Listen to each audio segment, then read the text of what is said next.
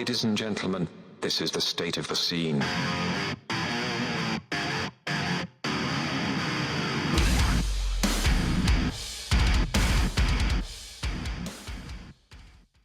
Yo, what the fuck is up, Warped Tour? The state of the scene at SOTS Podcast on all social media. Sam here with Marcos. Yo, what the fuck is up, Warped Tour at SOTS Podcast, the state of the scene. Marcos here with Sam. Literally stealing my whole fucking vibe.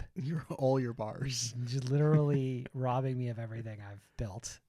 As always, every link you need in the description of this episode, including our socials, playlist, merch, and Discord. Subscribe to us on YouTube at SOTS Podcast YT and leave a thumbs up if you're watching the video version of the podcast. If you're listening on Apple or Spotify, leave 5 stars. And if you want to support the show, consider becoming a patron for exclusive content, the ability to submit questions to the show, and producer credits on all of our video content. Patrons also receive access to bonus podcast, SOTS Deluxe.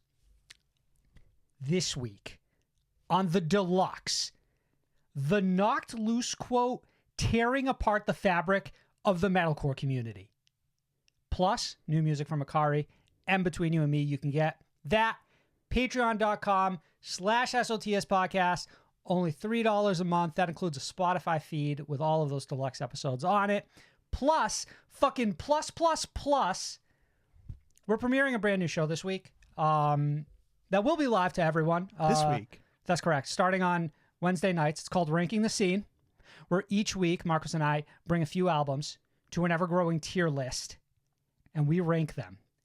And we continue to build out that tier list until, ultimately, we've ranked the scene. The whole discography of the scene. All of it. Every fucking last inch of it. Yeah. We're getting to albums we've never reviewed on the show, we've never listened to prior to deciding we were going to rank them within this scene. Giving those a couple of spins before doing so. It's a pretty neat show, Sam. What are the first 6? Are we allowed to say? No. Oh. Not only that, but it was the first 8. It was 8? You forget. Oh my God. We start with 8 and then, so trickle not in one, a few albums every week. That's correct. not 2. That's right. Not 3, not 4, not 5, not Yep. 6, not 7, but 8 albums. That's precisely correct. Yes, you've nailed it. Inducted into the ranking of the scene. If you want to get ahead of everybody and check that out early, that will also be available on our Patreon, patreon.com/SOTS podcast. But if you subscribe on YouTube, go ahead and prepare yourself for Wednesday night when that drops for everybody. Dated discourse this week, Marcos. What is it? Twitter user @Parasites asked for suggestions for the best metalcore albums of all time. This would later be pared down to the 4 best metalcore albums of all time, as the prompt made the rounds before inevitably devolving into every metalcore fan's favorite discussion: is this band real metalcore? Right. There was a lot of shit throwing. You seem to want to throw a little bit yourself. Yeah, I got in there a little bit. Yeah. I couldn't resist. Not a discourse that you... I'll find myself in some of the stated discourse for sure. Never met a discourse. There was a lot of passed upon. There has been, trust me. I know when not to get involved on things, but this discourse is held once every 6 months as the gods demand their penance, and ultimately boils down to the self-appointed enlightened ones name dropping the most obscure bands from the mid to early 2000s, while everyone else names bands from the boom of the Warped Tour era. Later, as everyone's energy for this argument begins to fizzle out, we start to open up the discussion to whether this band/album even counts as metalcore, what subgenre it actually should be labeled, and if it's even morally acceptable to ask the question of which metalcore albums are the best to begin with. I think it is. So then I ask you this, Marcos. What are the 4 best metalcore albums of all time? You want 4? Yeah. That's a tough question. I could be spoiling ranking the scene, I don't want to do that. My 4 favorite, though. No, I didn't ask. No, fuck that. The 4 best. I know. I asked for the 4 best metalcore albums. That's the prompt. I threw a couple on Twitter. It's not all of those, but it is certainly one of them. And it's There Is a Hell, Believe Me, I've seen it. There Is a Heaven, Let's Keep It a Secret by Bring Me the Horizon. That's one. That's absolutely. That's you're going to count it like 2 separate albums. Too long of a title. Yeah. Well, you paused there, and I was like, okay, disc 1, and disc 2. It's one of 3 Architects albums, but I'm actually struggling to decide which one it is. I'm a Daybreaker guy, you know? Well, that's not a lot of choice. Architects fans are Daybreaker guys. I think maybe it's not Daybreaker. Maybe it's Lost Forever. We're gonna be here for 45 minutes.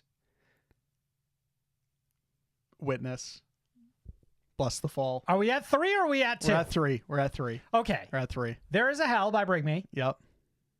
Which fucking There Is a Architects Hell. album? Fucking Lost Together. Lost Together, Lost Forever. Yeah. Yep, Witness yep. by Bless the Fall. Yeah. And New Demons. Icy Stars. wow, very. Those are the 4 I'm very going with. I don't know. interesting Who the fuck knows? selection.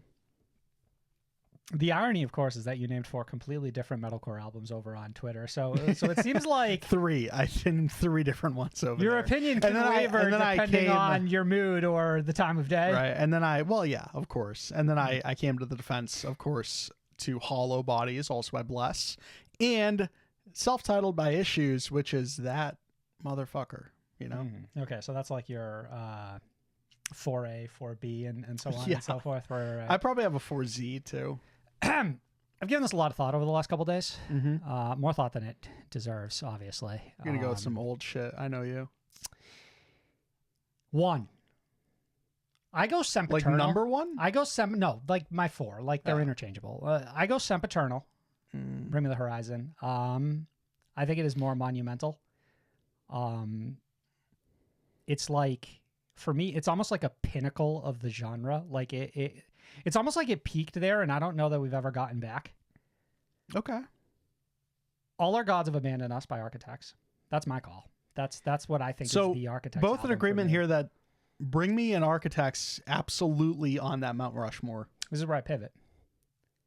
Define the Gray Line by Under Oath. Yeah, it makes sense. Massive. Like, fucking life-changing for me when it came out. We don't have a lot of the records that we're listing off without that one. Precisely. And then finally, I don't know how you're going to feel about this one. Since you already said Icy Stars, New Demons, that almost like takes Digital away. Renegade? It takes like no. It like completely different band. It like takes a weight off my shoulder, so I don't have to feel like obligated to name drop it here. You've also told me that's your number 1 album. It is of all my number time, 1 album so- of all time, but that can be irrelevant of what I think the best metalcore album is. Sure. Are you ready? The Silver Scream by Ice Nine Kills. I love it. I love it. Actually, I don't. I just think like when I'm thinking like quintessential, I want to listen to a metalcore album. I want to listen to Ice Nine Kills. I'm not gonna and lie. I want to listen to the stupidest fucking metalcore album imaginable. And that shit hits every goddamn time. I'm gonna give you a little bit of pushback here. I think it's Silver Scream too. No, I absolutely think that's not. the better record. No. The original's always better than the sequel, Marcus. It's almost in No. like the canon. It's No. like it's almost the lore. of the Ironically, does whole- not apply to Ice Nine Kills. You've never been more wrong. This week, Marcos, our patrons ask, starting with Alex, if Warped Tour came back, what bands would highlight the tour, and what bands do you think would boom because of Warped Tour these days? I think honestly, you could probably run Warped Tour at this point with a pretty small crew of big names. Yeah, it would be festival coded this time around. Yeah, but what I mean is like Like- when you see a one date of a festival, there's like 12 like massive. It's like, hey, Korn on Friday, fucking Slayer right after them, and fucking Metallica, and then next day is like Bring Me and fucking Disturbed and Bad Omens. I honestly think you could pare down Warped Tour significantly. You could just be like, Pierce the Veil could probably carry this at this point. In terms of like closing the day out, Pierce the Veil could probably pull it off. Yeah, sure, but you would have to imagine you still need like, do you need the genre? How many genres do you need? Like, All of do you them. still It's have Warped Tour. 2 monster stages? Do you have 1? Do you still have 2 journey stages? Do you have 1? I still think that outside of your headliners, you still get dozens and dozens of bands that like encapsulate like a vast variety of what the scene has to offer, right? And do you need 2 metalcore stages? Do you need 2? I don't know, right? Like, I think 5 to 6 stages, call them whatever you want, probably works. I don't know that you need to have so many specific genres to each stage. Like, I think you can just like break it up in a way that who really gives a shit. But I think like one big name like Pierce for the whole summer, and like maybe a couple that are like right under that, like Beartooth and Black Veil Brides or something. That'll carry your whole Warped Tour. And then like add 40 other bands that like change throughout like the course of the summer, and I think it'll be good. So you're essentially saying like Trinity of Terror, but with like 30 more bands? I think honestly, it's probably enough at this point. I think. Well, that's the I think difference the brand between name Warped... of Warped Tour would probably sell the vast majority at this point. Sure. And I think one or two big names that are a constant, like they're going to be there the whole summer. You don't have to worry about them like not being at your date. Yeah, is of course. enough. Well, and I think there would definitely be changes as far as like, Pierce the Veil would close every night. You're never going to get Pierce the Veil at like 2 p.m. It's your marquee name. Yeah. Yeah, I think a lot of Warped Tour would change in that sense because of how different things have been since 2018 when we got the last one. You know, like we have just big acts now. Like your Motionless in Whites have almost outgrown Warped Tour type thing. You know, Pierce the Veil has almost outgrown Warped Tour type thing. Yeah, that's what I mean is that I don't think you need like a dozen of these bands the way that it feels like, you know, Louder Than Life or Blue Ridge need like everybody under the fucking sun to like sell out this massive venue. I think you could do 1, 2, use the name brand, and then throw in all of these other smaller bands that have been coming up, and you'd probably be okay. I think there's also some thought to be given around like, you know, you could do the Blue Ridge approach and say like, oh, well, you want to see Bless the Fall perform Hollow Bodies this year? You can only catch it at Warped Tour. It's the only fucking tour they'll do this year. Like some novelty ass shit. Yeah, you know what I mean? You get a couple bands coming back, like, you know, hey, the return of so-and-so is, you know, specific to Warped Tour at the very least at the beginning of this. I think a lot of bands would obviously benefit from it. It's hard to say like how or who, because it was almost always impossible to say like coming in and out of Warped Tour who like would quietly take off. But I think we would probably see a lot of bands like time their releases around it, like in the same way that they do tours nowadays. So it would be like, hey, it's really exciting to go catch these bands on Warped Tour specifically because they're going to be playing this new song or they're rolling out this new album. I think there would be less saturation. Like this is like if I'm running Warped Tour, I'm bringing it back. Like I would say like there's predictability is out the window moving forward. Like there's no guarantee that every other year, of course, Memphis Mayfire will play type thing, you know, like Every Time I Die will play. I know they're no longer a band, but you know what I mean? Do you think the way that the internet, specifically social media, has expanded since the death of Warped Tour, like in the last 6 years with like, you know, especially the growth of TikTok and stuff like that, that somehow the overall language and discussion around Warped Tour would just be significantly different? Like I just think of the idea of like bumping into an artist you really like walking through Warped Tour. Like, do you think that would become almost a bigger game than seeing any of the bands there? Would the meeting the artists at Warped Tour be a bigger draw than like even seeing them perform? I just wonder about how fans might be different now than they were back then. You know, we've seen a lot of things would be so different now. You're right. Like that, right. I can't imagine you would ever be able it's to hard do for me meet to put and my greet finger at on like exactly tents anymore. How. Yeah.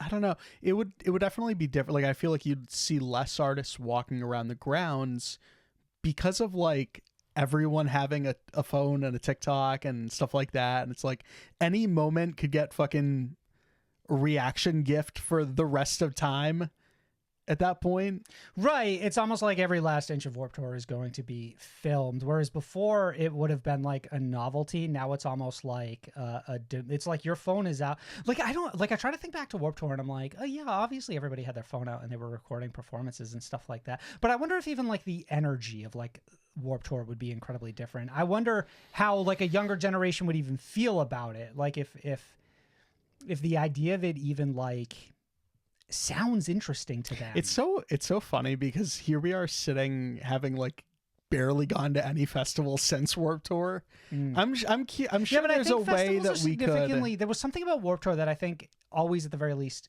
not having gone to other festivals, feels much looser than other festivals. Yeah, for sure. Like other festivals, they like feel more regimented. This has more like a traveling circus energy. It's like obviously like more of that DIY stuff. Like obviously like the whole Warped Tour ethos was that like bands are out there setting up their own fucking stage in the morning, right? Yeah.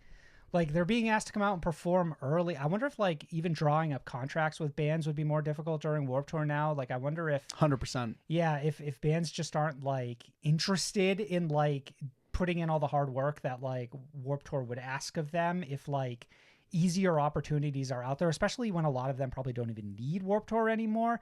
I don't know. I'd be curious to get like other bands' perspectives on like if they would even be interested in Warped Tour coming back. 100%. I think that there is like we've seen people say like I'm gonna buy Warped Tour and bring it back. You know, like there's definitely that sentiment. I would guess that sentiment still exists, or that feeling still exists. Maybe not at large, but like to a decent degree. I don't know. I think that people right now probably look at Warped Tour with a certain amount of nostalgia, right? I wonder if it comes back and like if it does well on name alone, or if there really isn't as much interest in getting it back.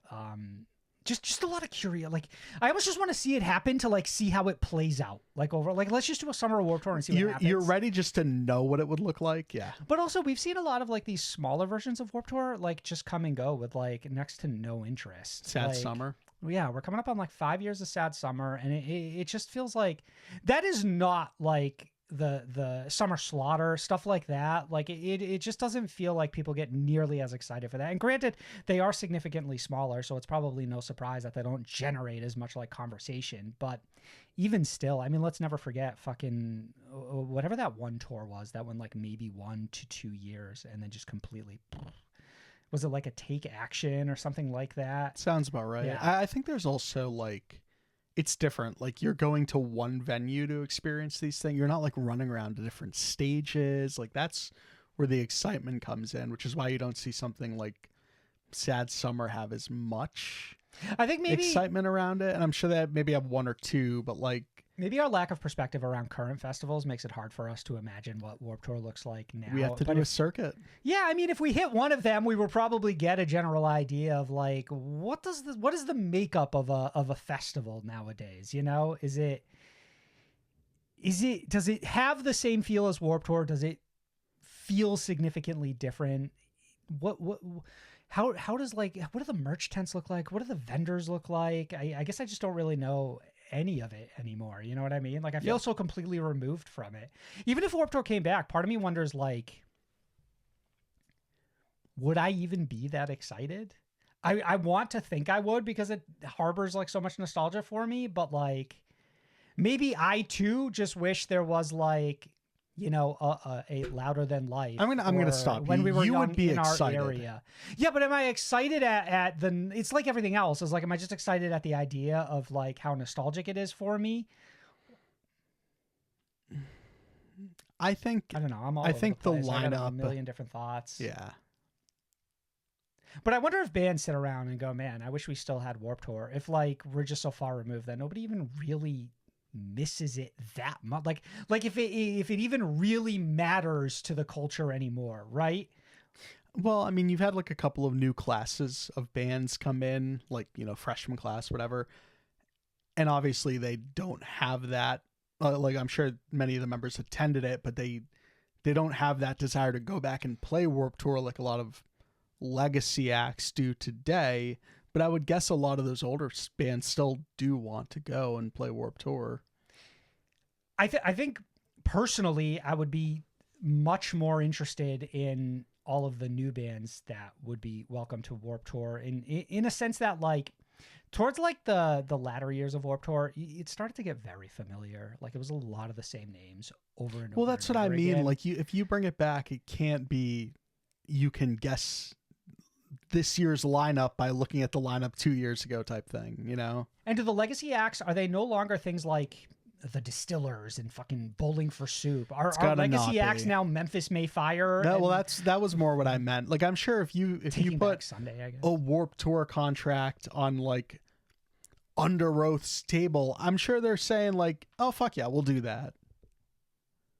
Do you think I think Warped Tour would have to be smarter. Like, we're probably not going to play Warped in 110-degree weather in Arizona anymore, like height of summer. Like, I bet. Well, I also think like bands know their worth more now. I think that they're probably getting paid a lot of money to do all of these other festivals. And if they make more money during like their own like headlining tours, you would have to then pay them more, which then significantly raises the prices of tickets. So it no longer which is why I think like Warped would be fewer $50. dates. It becomes like, you know, hey, Warped Tour's now $200 or something like that. Like the inflation from 2018 to 2024 is fucking insane. You can't go to a tent and get a fucking $10 t-shirt anymore. Now t-shirts are $30 minimum. Like, I think it would be fewer dates. I don't think you do. But then 35 it isn't dates Warped Tour, anymore. right? Then it isn't like it's not. Well, I'm not saying It's 5 not dates. the traveling circus that it was. I'm right? saying 20 dates. What brands sponsor it? What stages do we have now? A lot of the same ones still. Like, You think so? Like, as far as like who's sponsoring it, still Monster, probably Red Bull, stuff like that. Sure, like it's a lot of the familiar names. Absolutely, guaranteed. Liquid you know? Death now. Kia somehow probably still in there. Do you even want Warped Tour back? Like, I'm curious. Comment. Do you? I feel don't- like you're still undecided over there. I want it back. I think that Warped Tour would generate so much content in news that's what I think of it now. Is I would think it would just feel like an endless stream of things to kind of like discuss and post and stuff like that. So I think of it from a like perspective of like the podcast. In that sense, I would be really excited for it.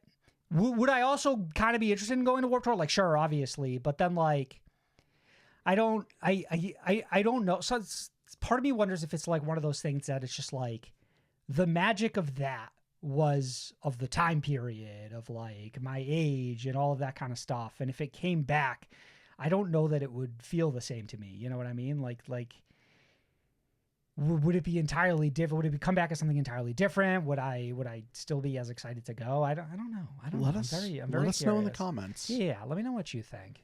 Whether you've gone before or you've never been before. Marcos Caillou asked something significantly more low key. How do each of you make a peanut butter and jelly sandwich? I'll start. I don't. They come pre-made. They're called Uncrustables, and they're perfect. It's scientists developed the perfect way to make a peanut butter and jelly sandwich, and it's that. Are you trying to like elicit a like a you know, milk before cereal type answer from us? Milk like before cereal? No, I'm not. I'm not. no, a no, no, no, no, psychopath. no, no, no. Cal, you know, like Caillou. like is it like if I say I put jelly first on the bread, like am I in trouble?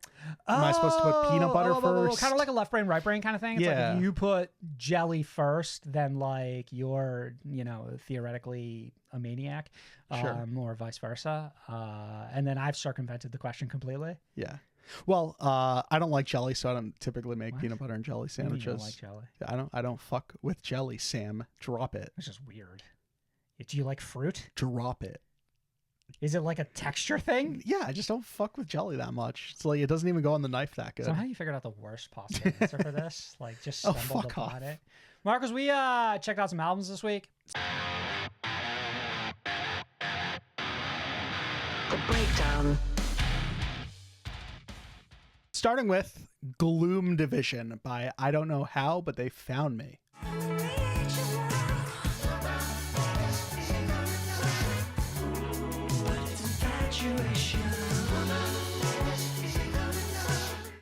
This is the Salt Lake City outfit's second studio album, released the 23rd of February via Concord Records.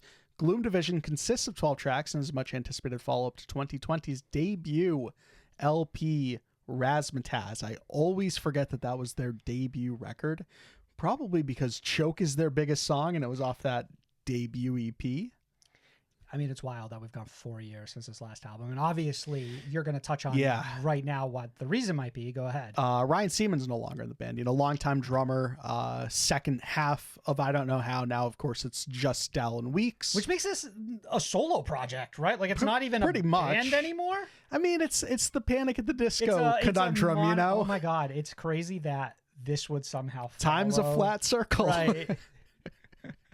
But you know, Ryan, also a Panic at the Disco drummer, not Seaman, the other one, Ryan Spencer, right? That was his name. No, it wasn't. Spencer Ryan. Yes, I believe. Is it? Well, they both had Ryan in their name. I believe you're actually wrong twice. Time's It's, a flat fucking circle, Spencer dude. Smith and Ryan Ross. No, absolutely. No, I gotta be right. This is brutal to see you stumble this badly. Ryan Seaman, of course, dismissed for broken trusts, and now, of course, we're left with just Alan Weeks in the band. Dismissed for broken trusts Is how I read it somewhere. Sure. We all know what that broken trust We actually have a was. video about it. Yeah, if you Yeah. want to go hop over to our YouTube channel. So yeah, Gluten Division, just this band's second record. Let's talk about it. This is the most My Pussy and Bio-ass album I have ever heard in my life. You are going to need to give context for everyone who's not terminally online. Oh, okay. For those of you who aren't terminally online. I'm just saying, like, if this For all video of you fucking losers pops off in like a who year when everyone's terminally forgotten online what pussy and because you bio have means. lives and Touch girlfriends grass. and jobs. My pussy in bio essentially means that cunt is being served. That's what it means. Yes. Okay, I follow now a little bit more. Definitely. And I feel very strongly that at the very least this year, this is the most cunt is being served album I've heard thus far. You've heard it here, ladies and gentlemen. And I feel strongly about it. I really, truly do. Pussy in bio. That's precisely correct. I can't think of a better way to describe it, honestly. How would you approach it? Would you describe Razzmatazz in the same way?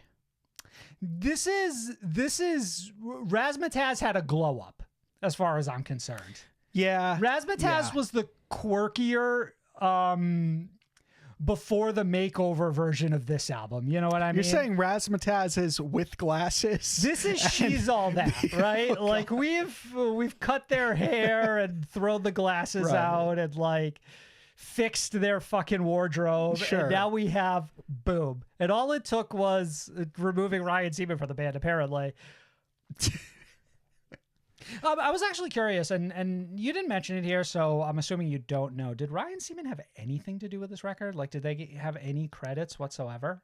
I don't think I saw a credit. That doesn't mean that one might not exist. I didn't look super hard. In my mind, I kind of thought this album had sort of been baking for a significantly long time. So I wonder if a lot of it was then scrapped and redone so that Ryan Seaman would have nothing to like his name when it came to this record. I guess I'm curious how much Ryan Seaman really did contribute overall.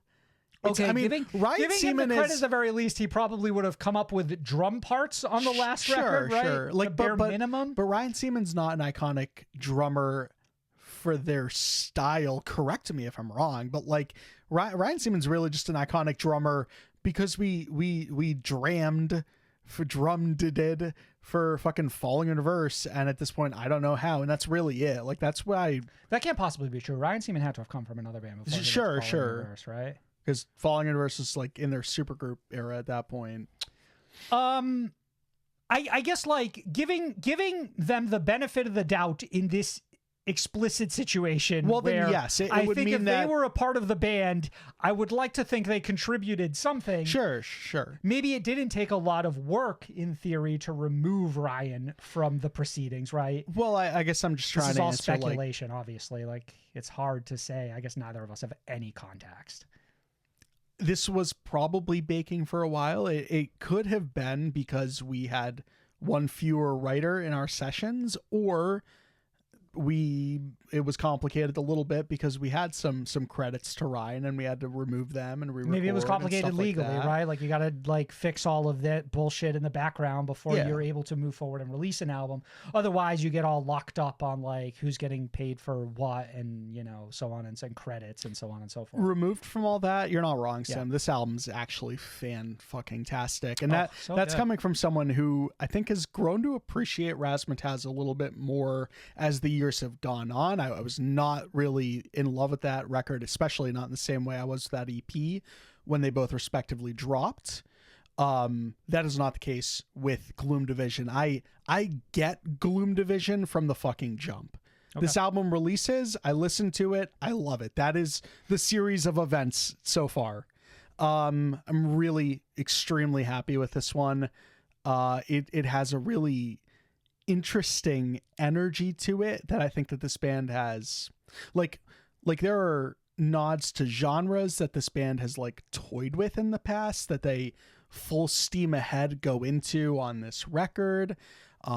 Tracks like, you know, the first fucking 3, honestly, you've got some of their catchiest material in tracks like 6 Feet, where they make a line like fuck around and find out just beautiful and catchy and all that. Drips off the tongue like honey, and it's meant to be sort of like disparaging or have a cutting in a way. Like how is that your chorus, you know, but it doesn't skip a beat or anything. Dallin has such a, and I don't know a better way to phrase this, posh delivery. Posh. Where it's even everything when he's feels like it cutting, should be. Yes, yeah.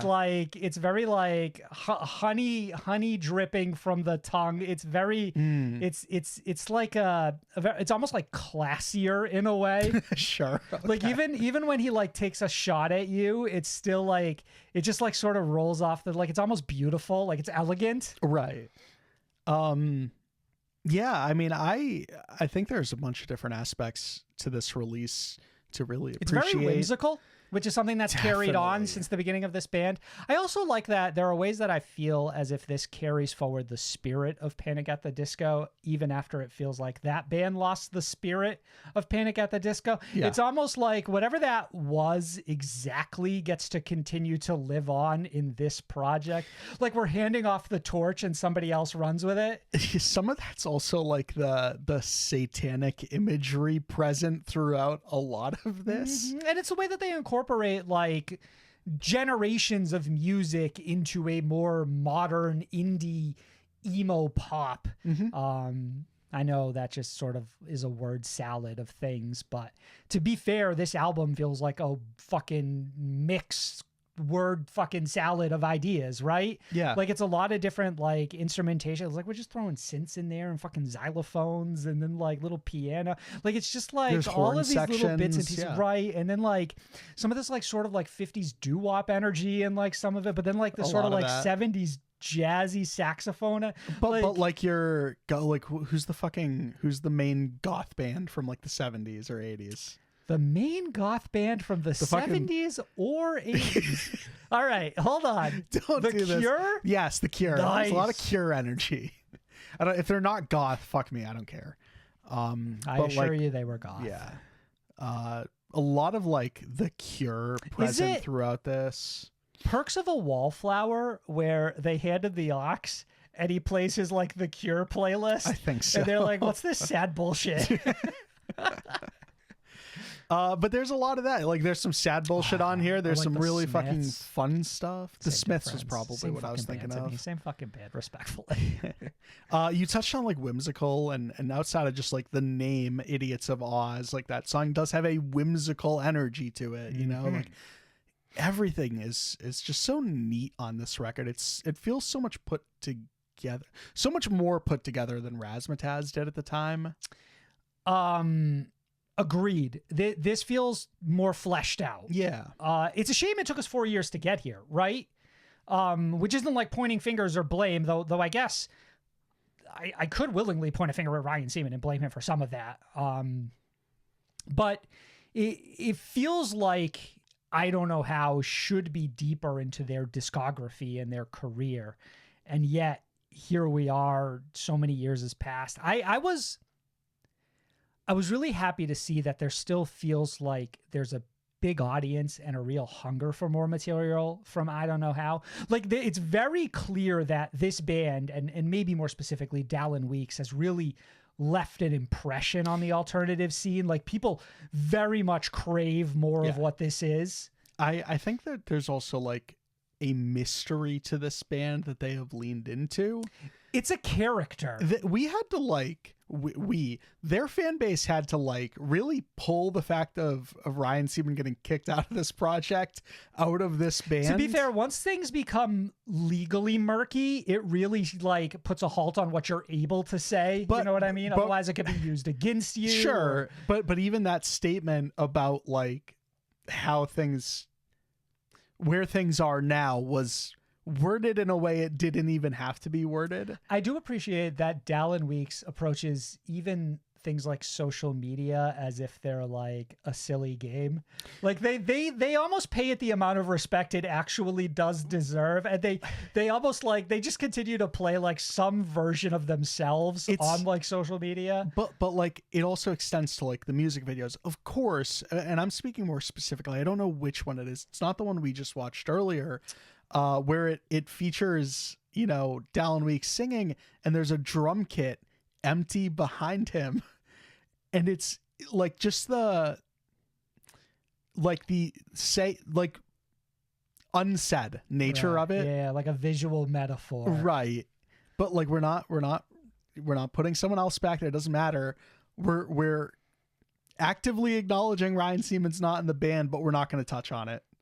Mm-hmm. Just in an empty drum kit while you hear drums playing, of course. Yeah, I appreciate all that as well. So you're right. There's definitely like a certain energy that Dallin exudes.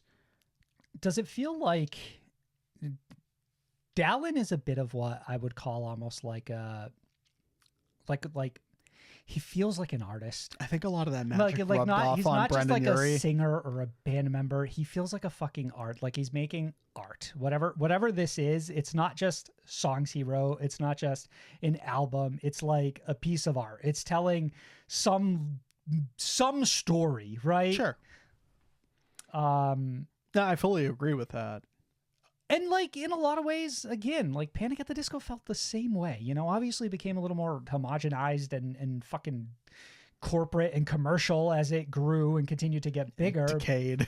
Yeah, sure. But this still feels like it has the soul of what that's supposed to be, even though for all intents and purposes, I don't know how is a massively successful project. Like you said, Choke, I believe, spent a good amount of time in the top 10 alternative play charts. Go over to Spotify. That cleared 200 million streams. That's fucking good. Yeah, like I don't know how is by no means some well-kept secret. But it took a second to get there is what I'm saying. Like when I don't know how started, like they had like a co-headliner in smaller venues with water parks, and that was before water parks is took the off, obvious you know? answer right there in front of us?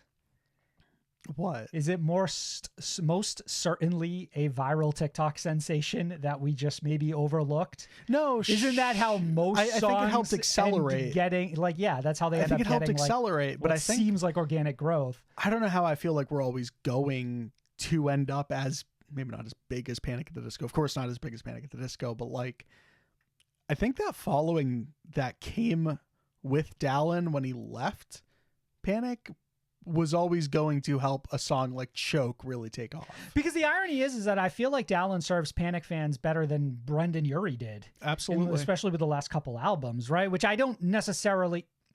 one of them I don't necessarily hate.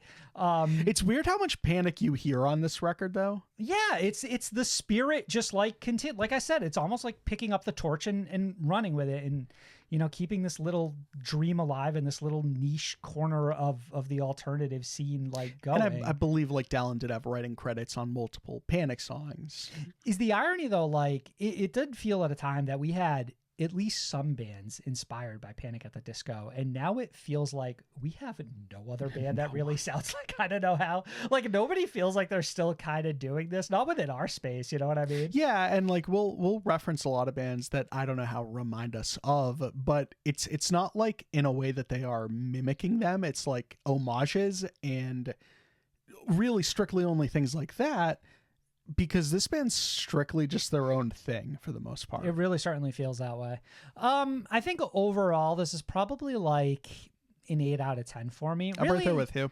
Yeah, I really enjoyed it. I don't know that it felt like revolutionary in any sense of the imagination. You know, this is almost, it's like exactly the album I wanted from I don't know how. I wouldn't even call it surprising. I think I think I expected this level of like excellence from this band.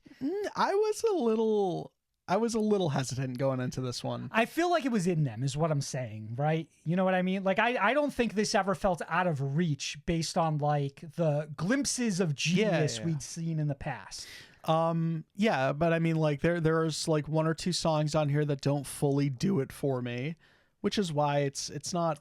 Yeah, there's like 10 out of 10. There's a track on here. I think it might be Speak of the Devil. Yeah. which feels like almost like a Jack White like sort of jam band kind of track, which is just like, all right, doesn't really feel like we're going anywhere. It's like very different than everything else on the album, but not in a way that like is refreshing. Lyrically, it's like, you know, you don't like how we sound now, or so like we sound different than we did in the past, and it's like, I don't like this song because it sounds different. I just don't like it because it sounds not great. Right? Like I'll by all means, you're the artist. You're making the judgment calls here, and there is a sense of Dallin just wanting to have fun in some instances. Like you get something like A Letter, which just feels like such it almost feels like a silly aside, but like it's a really compelling one. I feel like Speak of the Devil was probably like approached similarly, right? And it's like, all right, one works for me, one doesn't.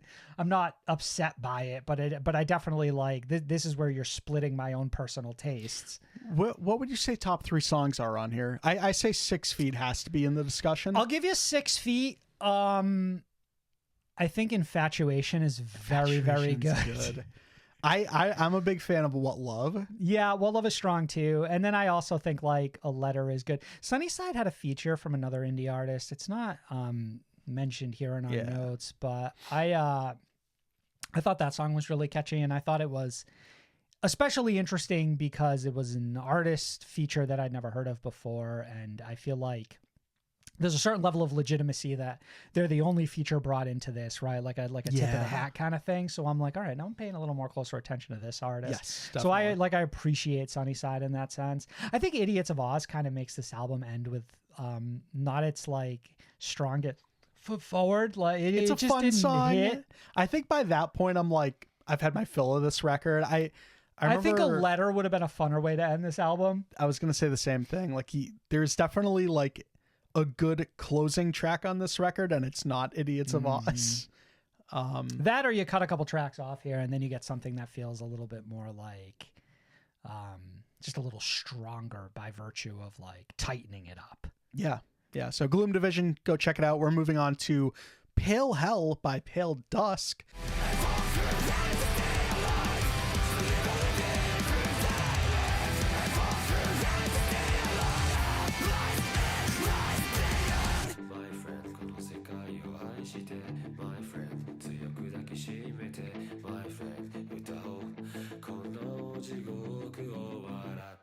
This is the Kyushu Japan outfit's newest EP, released the 21st of February via Sharptone and Grayscale Records. Pale Hell consists of 7 tracks and is the much anticipated follow-up to 2020's Happy Talk EP. I think that Paledusk have very much avoided this sensation that they've been gone for a really long time, because unlike someone like I Don't Know How, which we just spoke of, they very much have been incredibly active over the last few years. There have been a number of standalone singles. I mean, Black Ice, from like 2021, we gave like our favorite music video award to on our end of year stuff. Like this band has been there's been a steady drip of singles from this EP. Like they've always just sort of been around. Yeah, very much so. Yeah, which is nice. Like they don't just outright disappear. Hell, this band even revives older material on this project with No and Q2 getting I like will say revisions. that's a very fascinating choice for me, though. Yeah. Because like when you see like certain songs that were singles not make the cut on something like this, but then they're bringing back songs from like that EP from 2020. It's interesting. Yeah, it's curious.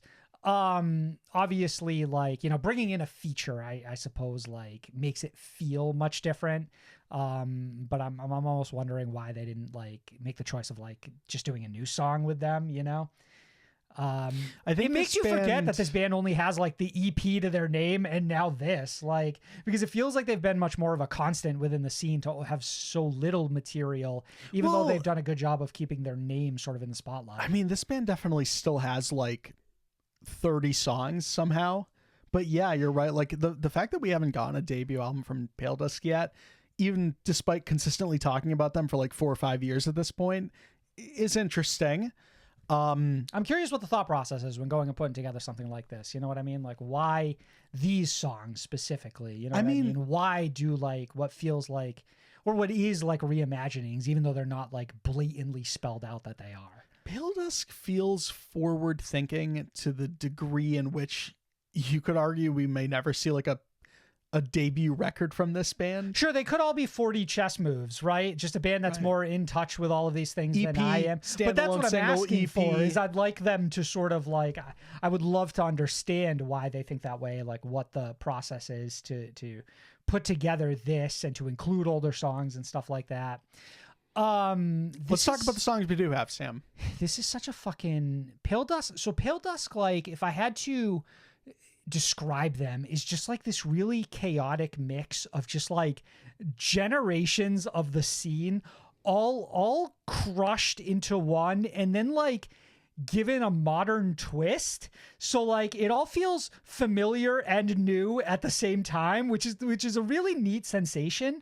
And it's all very exciting to listen to, and it feels very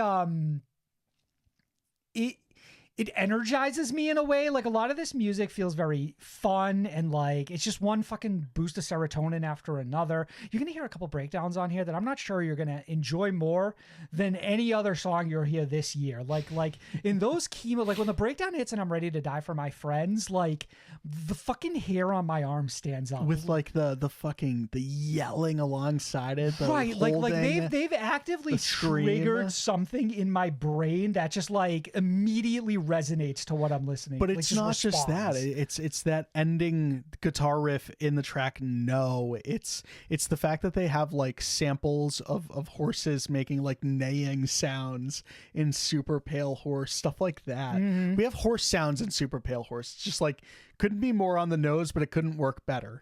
Right. The levels that they're operating on are like incomprehensible to someone like me, right? Like it's like when you watch, or like when somebody explains to you how they fix their car and they're like, yeah, so I took out the car and I replaced the and the converter, and then this belt put some new axle grease. Like, yeah. Dog, whatever you fucking say, like you fucking genius. And when you do all that with what I think is like some grade A production, obviously, you know, I believe this band's guitarist has done like stellar production recently in place of Jordan fucking Fish for Bring Me the Horizon since Jordan departed the band. I'm trying to see specifically who they did, because there was somebody even recently that someone they else had done. Yeah, like another really big name artist. And I was like really caught off guard by it. So obviously it's like the Bring Me stuff. Maybe it was specifically like Kool-Aid they had it a was hand Kool-Aid. in. Yeah, so it's a lot of Bring but Me. It was like we had a feature Warzone on by like Stand Atlantic was the other one. I was like, so what funny. What another cool thing to see like them pop up. At Daisuke, by the way, is their name. Yes. But yeah, you're right. They've like infiltrated even deeper. Right, because there's some like sort of like mastermind genius. Well, and that's to this where Paledusk and this project. That's where I think you get an answer as far as like a track like No being revived, a track like Q2 being revived. It's to evolve them further, because suddenly you've got members in this band who have honed their talents to degrees in which like it's worth revisiting these older tracks, especially when you're a band like Paledusk, when it's like, well, it doesn't fucking matter, because like where our approach is like it's different than traditional release cycles anyway. Plus these songs aren't even like, we're not that far removed from them. They're older, but we're like, as far as like the timeline of releases, like it's not that long ago. It's fun. It's interesting. It's especially because they're still playing a lot of that material live. I want to talk about I'm Ready to Die for My Friends, which we have discussed at length on this show. But yeah, when the video came out last year, it for me is become the Paledusk song. If someone wants to know what this band sounds like, if I have a friend asking for a recommendation from this band, it is always going to be I'm Ready to Die for My Friends at this point. That is just suddenly their song to me. It has the crossover appeal that I think was the namesake of a band like A Day to Remember for so long and why they were such a successful project. It's just like it's instantly enjoyable. Like nothing about this is complicated. Like it's just like pure fun. Like it's just exhilarating to listen to. This feels like what did we always used to call A Day to Remember, the genre? It was like Easycore popcore or something. like Easycore, yeah. This feels like the most evolved version of easycore we've gotten yet. Now I mean that respectfully, because I think a lot of people turn their nose to the easycore term, but I think that like listen to a song like I'm Ready to Die for My Friends and it's like it's just a wholesome thing, and the music is so exciting all of the time. It's just, it has that energy to me, you know. Another thing I appreciate about it is that while it feels like it's sort of paying tribute to like so much of like scene culture, it specifically does it to Japanese scene culture by pulling in like Cult, which are a really hot up and coming band. We reviewed their most recent release just a couple episodes ago. These two bands have collaborated a couple of times in the past too, but it's only been with Cult, like Cult with a feature from Me.Paledusk twice. Gotcha. And then pulling in, Masato from Cold Rain, Vigor Man, Crossfaith, so many of like it's artists specifically that come from the Japanese scene I really appreciate. So it's almost like Crystal Lake was almost on here, but they had to hire like the guy from Philadelphia. Right. Precisely correct. Could have pulled in Kenosis. Right. They could have. They could have. But I appreciate that. Like I appreciate that it like pays respect to those art because it's so clear that a band like Paledusk has been influenced by them, right? It's like specifically like the older ones like Cold Rain and Crossfaith. Overall I was really pleased with this. It is funny, like I think back in like Crossfaith was what, like in 2011 Crossfaith sounded were like to the future me of metalcore. What Paledusk are now, right? Precisely correct. Yeah. So it's nice to have somebody sort of like, pick up the synth and like keep it going. Pick up Exactly. the MacBook or whatever. Pick up the fucking not accordion, the mouth thing. Like a mouthpiece, like a harmonica. Yeah. Which is featured in Pale Hell, the title track. Also, we'll talk about Crossfaith a little bit in the news. Interestingly enough. Overall, this is one of the best EPs you're going to listen to all year. Wow. Okay, what are you going for? I love this one. I like, there's just not a bad song on here. And then like the two tracks that aren't even like newer material are just newer, better versions of the existing ones. Like I like Q2. Like I don't mind that we brought Crossfaith, and like you said, at some point it's cool just to have like all of fucking Japan team up for like a badass CP, and it's just cool to me. Right. I have a lot of so much fun with Super Pale Horse. Pale Hell is such a great start. I'm Ready to Die for My Friends is the quintessential Paledusk song for me. This is a 9 out of 10 at least. I'm a little cooler on it than you. I think I'm closer to like an 8 out of 10. I think that there are some instances that I feel like it could be maybe a little more cohesive from start to finish. Like a lot of this it's harder to follow. Yeah, like it has so many of these cool moments, but I don't know that it necessarily all comes together in the end, Like a lot of it just feels like taking a million ideas and throwing them against the wall. And the vast majority of them stick, but there's also this sort of like lack of consistency between them where it just feels like we're all over the place in so many different ways, which is what makes this band interesting. But I think there's maybe opportunity to shore it up in a way that like overall it feels like more of a complete journey. If we're looking at this from the perspective that it's, like all of these songs are piled together in an album to tell us like a story or like to, tell us exactly who Paledusk are, where they are in their career. Like that, like this is almost, it feels more compilation than it does like album. I think it's almost inherent in the band's name. I mean, you touched on it earlier. Like, it just sounds like I'm listening to the future of metal. So like, I'm just happy to be a spectator at times. Yeah, but like, I'm not even it's almost like they have to. It's like too much power. You know what I mean? Like for me, it's almost like they need to figure out how to control like this powerful entity that they've created and help translate it in a way that is maybe a little more focus like, that energy succinct. and yeah, I know what you mean. But like, I don't know. I think it's a wonderful EP. Please go check that out. Incredibly talented band. Yeah, last but not least, we also checked out Traumatic Livelihood by Jazmin Bean. Wanna have you to myself, but it's not easy as pie. But to say I'm not terrified would be a big fucking lie. This is the London, England artists. It's nice when you have an artist from England that is specifically just London, you know? Why is that? I don't know. It's just cool. Or not from any of these like Right, all these fake not from English, like some lame ass northern town or some lame ass like super southern town. all these made up British like towns. London, you know? It's cool. Right. Do you think they feel that way in the UK when like they found out a band is from like New York City? It's like, oh, finally a legitimate American band. It's Jazmin Bean's second studio album, released the 23rd of February via Interscope/Island Records, sold under like Universal. Traumatic Livelihood consists of 14 tracks and is the much anticipated follow-up to 2020's outstanding debut LP Worldwide Tour track. I call it outstanding, Sam, because if you recall, if you rewind back to 2020, we had that in our top 10. Top 10, right? I'm almost positive that we did. Yeah, you and I were very touched by that album. It certainly spoke to If not, it was us. just outside, but we were big fans of Worldwide Tour, and it's been a long wait for Traumatic Livelihood. Of course, 4 years have passed. There's such a weight to the names of Jazmin Bean's albums. It's a bit. They're incredibly heavy, right?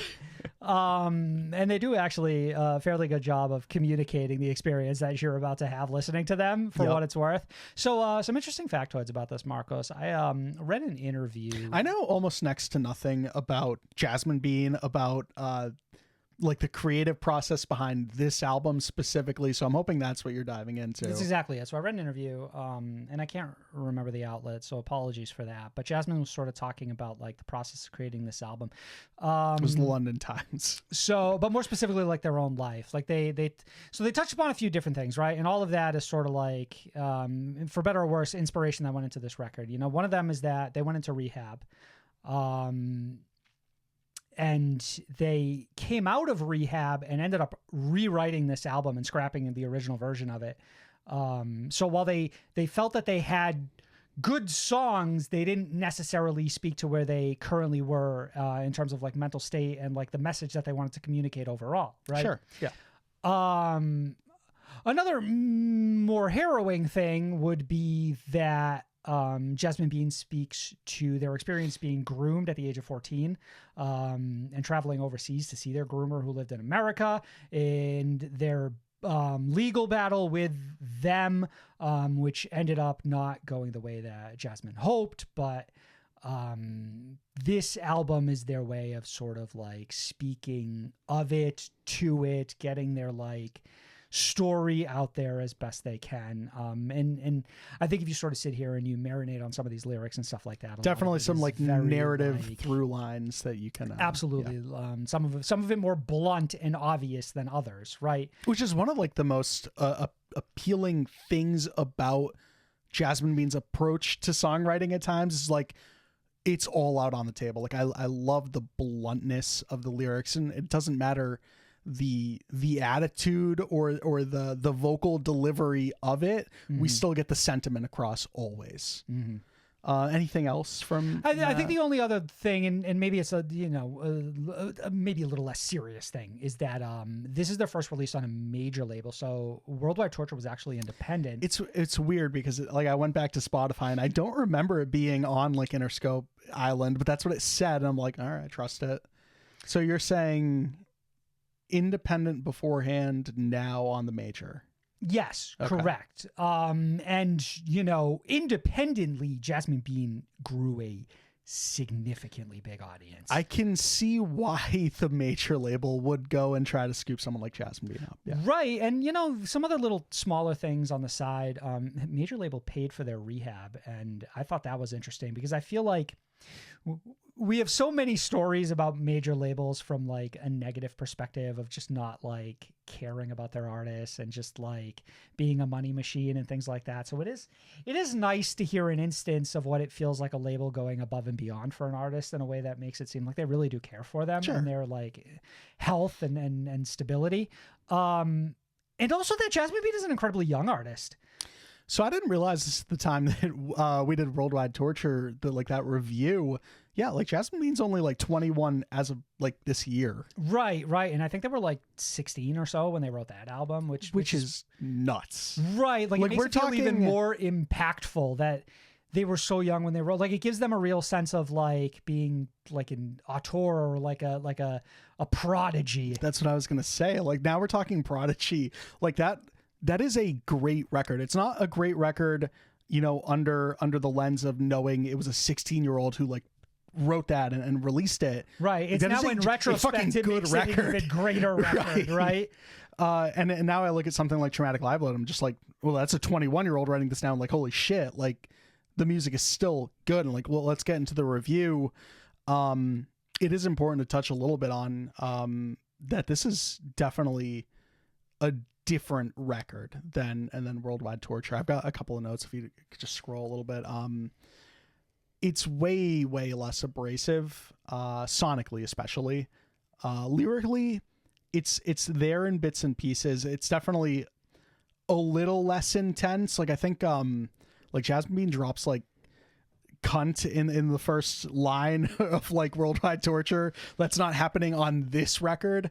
But I think that like Jazmin doesn't like mince words or hide their feelings. Like they are incredibly outspoken. Yep. And it makes it very easy to just sit on the edge of your seat and take in everything Jazmin Bean says as a result. Like I sit down and this stems from the experience with Worldwide Torture. Like I sat down and like I made sure I had nothing to distract me when I listened to this record. Fully engaged. Because I knew if I didn't experience it that way, that I would miss out on something. And I wanted to like especially on first listen, just understand as much of this record as possible. But let's talk about it just a little further, you know, notes on the less abrasive nature of this. It's way less Rico nasty this time around. Like there's less like beats, there's less vocal delivery variety. And I mean that in like a respectful way. I'm not saying this album is lesser for that. I'm going to get into why I really like this record soon. I feel like what you're saying is that it's maybe a little more focused. It's less what I remembered from Jazmin Bean. So like on first listen, it's slightly jarring because this is more of like a, not quite, but it's more of a Lorde record than it is like what I expected it to be, you know? And that's to say essentially that like it's less tracks like Monster Truck that they really became popular off of. A song like Warzone Urchin, which I really enjoyed off of that debut record. And it's more of the songs from that debut record like Before the Flight, Little Lamb, that are a little bit more focused, a little bit more vulnerable, like a little bit more just singer-songwritery than just like the chaotic nature of some of the other material on that record. Like we've hidden less of ourselves underneath all of this style, production, and aesthetic, and we're being a little more raw. Exactly. And again, it can be a little jarring if you're like a huge fan of that last record and you haven't heard like any of the singles leading up to this one and you just dive into this one. It's definitely a different experience, but it's a switch up that I turn out to really appreciate. Like I appreciate the cohesive nature of this record. I appreciate what I gathered is like the overall theme and a lot of the connective tissue and stuff like that. It leans into more of it leans extremely heavily into some of the cinematic elements that we heard in fits and starts barely throughout that last record. Now it's like a full on, just like some of these songs just have a cinematic element to them. Yeah, outright. Like a cinematic quality. Yeah. Like, and that's from beginning to end essentially. and I don't have a ton more notes before allowing you to speak, Sam, but I just wanted to mention that like there's not like exact callbacks, but I like that there's some similarities going from the debut's closer Little Lamb lyrically to the opening of this record, just talking about like tail between your legs, biting your tail. I take the plaster off on Little Lamb. A plaster apparently is what these British people call bandages, band-aids. Okay. Which is like such a, like, y'all are doing too much over there. Like when you like break your arm or something, it's like plaster that you Sure, get but like for... it's too on the nose. Okay, gotcha. But like, and then in this new track, which I think is just the title track on this record, talking about nothing's black and white, but I can plaster up a cut. On Little Lamb, it was, I'm scared if I take the plaster off, it will bleed. So like, there's not exact lyrical callbacks, but it's just funny going from that closing track to this opening track on the new record and seeing like some connective For tissue. what it's worth, Little Lamb on the album cover of this, literally. Yeah. So there's some more synergy there. Yeah, and Little Lamb is like one of Jazmin Bean's bigger songs, I believe. And I think that, yes, that is somewhat a theme. And Jazmin Bean refers to themselves as a Little Lamb maybe frequently. Okay. So like, yeah, there's something there. I just really appreciate some of the like smaller details on this record and just how Jazmin approaches songwriting in general. What are some of your thoughts? I think for me, the biggest aspect of Jazmin Bean that I will always sort of enjoy and take away is how they juxtapose this sort of like vibrant, beautiful style or feeling or the flowery language. We talked about like mystical in relation to I don't know how. That also applies to whimsical. That's what I meant. That also applies to Jazmin Bean and how like that's the portrayal of like the album artwork, you know, like that's what ties a lot of it together, is that aesthetic or something. I think ultimately it's the juxtaposition between these like incredibly dark underlying themes and then just this really beautiful presentation, right? And you constantly have them sort of at each other's throats, right? So you'll get the most beautiful song you've ever heard in your life, and it'll be called Bitch with the Gun. You'll get a song called Piggy, which is like a beautiful pop song that for all intents and purposes sounds like it's about being or like attacking your abuser. You know what I mean?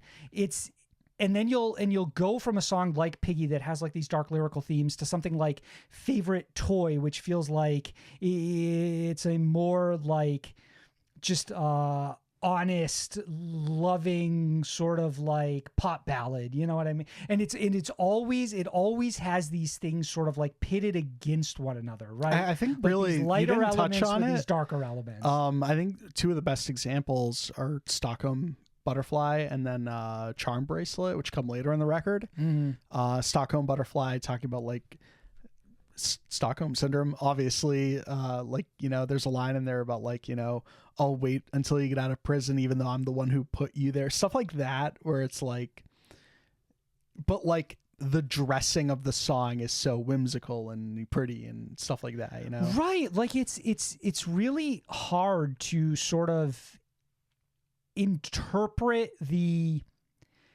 what it's trying to like pull out of you emotionally, right? Like what Black it's trying Dress is to, a great example of that. I don't want to say that it feels manipulative. I think what it is it's masterful, like how they're able to sort of like take these two like opposite ends of the spectrum and so consistently match them together in a way that will sort of almost have you questioning your enjoyment of like what you're listening to, because there are ways that you can like really take a step back and just like at a surface level enjoy the sort of pop feel to most of these songs. But if you look like in iota deeper into them, there's like this seedy underbelly to what's being portrayed in these tracks, Right. and like this idea of just like putting a beautiful coat of paint on something that is like actually in reality very horrific is to me, it's what Jazmin Bean does best. It's like their calling card, right? Right. It's like you had this old beat up house and you colored it, painted it pink and purple. And it's like, well, that old nasty house is still in there. But like on the surface, it, like if you're not paying attention to the music, you don't quite catch it. Like if you just put this on in the background and turned your attention off and you weren't like trying to put the lyrics all together or anything, again, it just sounds like a fucking, and I know like Lord has some deeper songs, but like it just sounds like just a really solid pop record.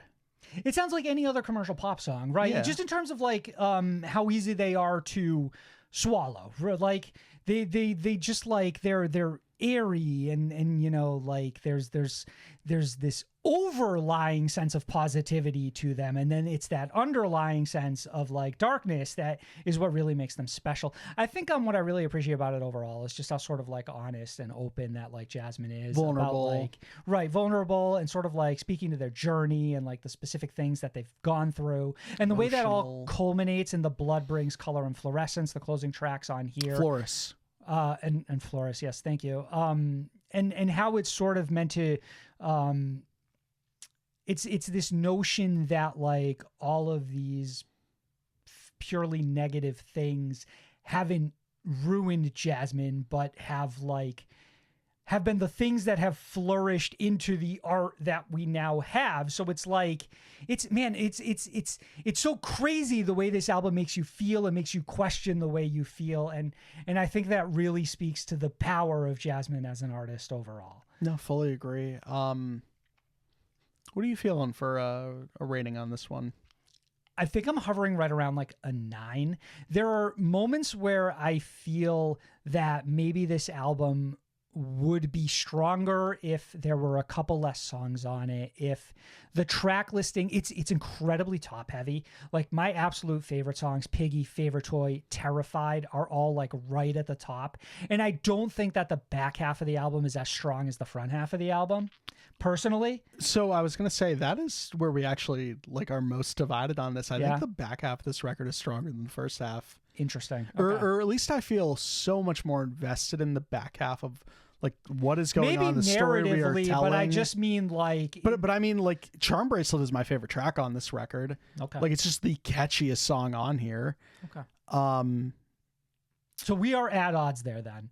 Closing track I think is extremely solid. Yeah. But I will say that as far as this reminds me a lot of like how I felt when we reviewed Eternal Blue by Spirit Box, where ultimately I had sort of a similar feeling about that, where it's like there are some songs on here that I think are just absolutely like incredible, and then there are some that I just don't really think hold their weight. Like they live in the shadow a little bit of those other tracks. Yeah, I still can't believe Sam didn't like Holy Roller, but we've moved on.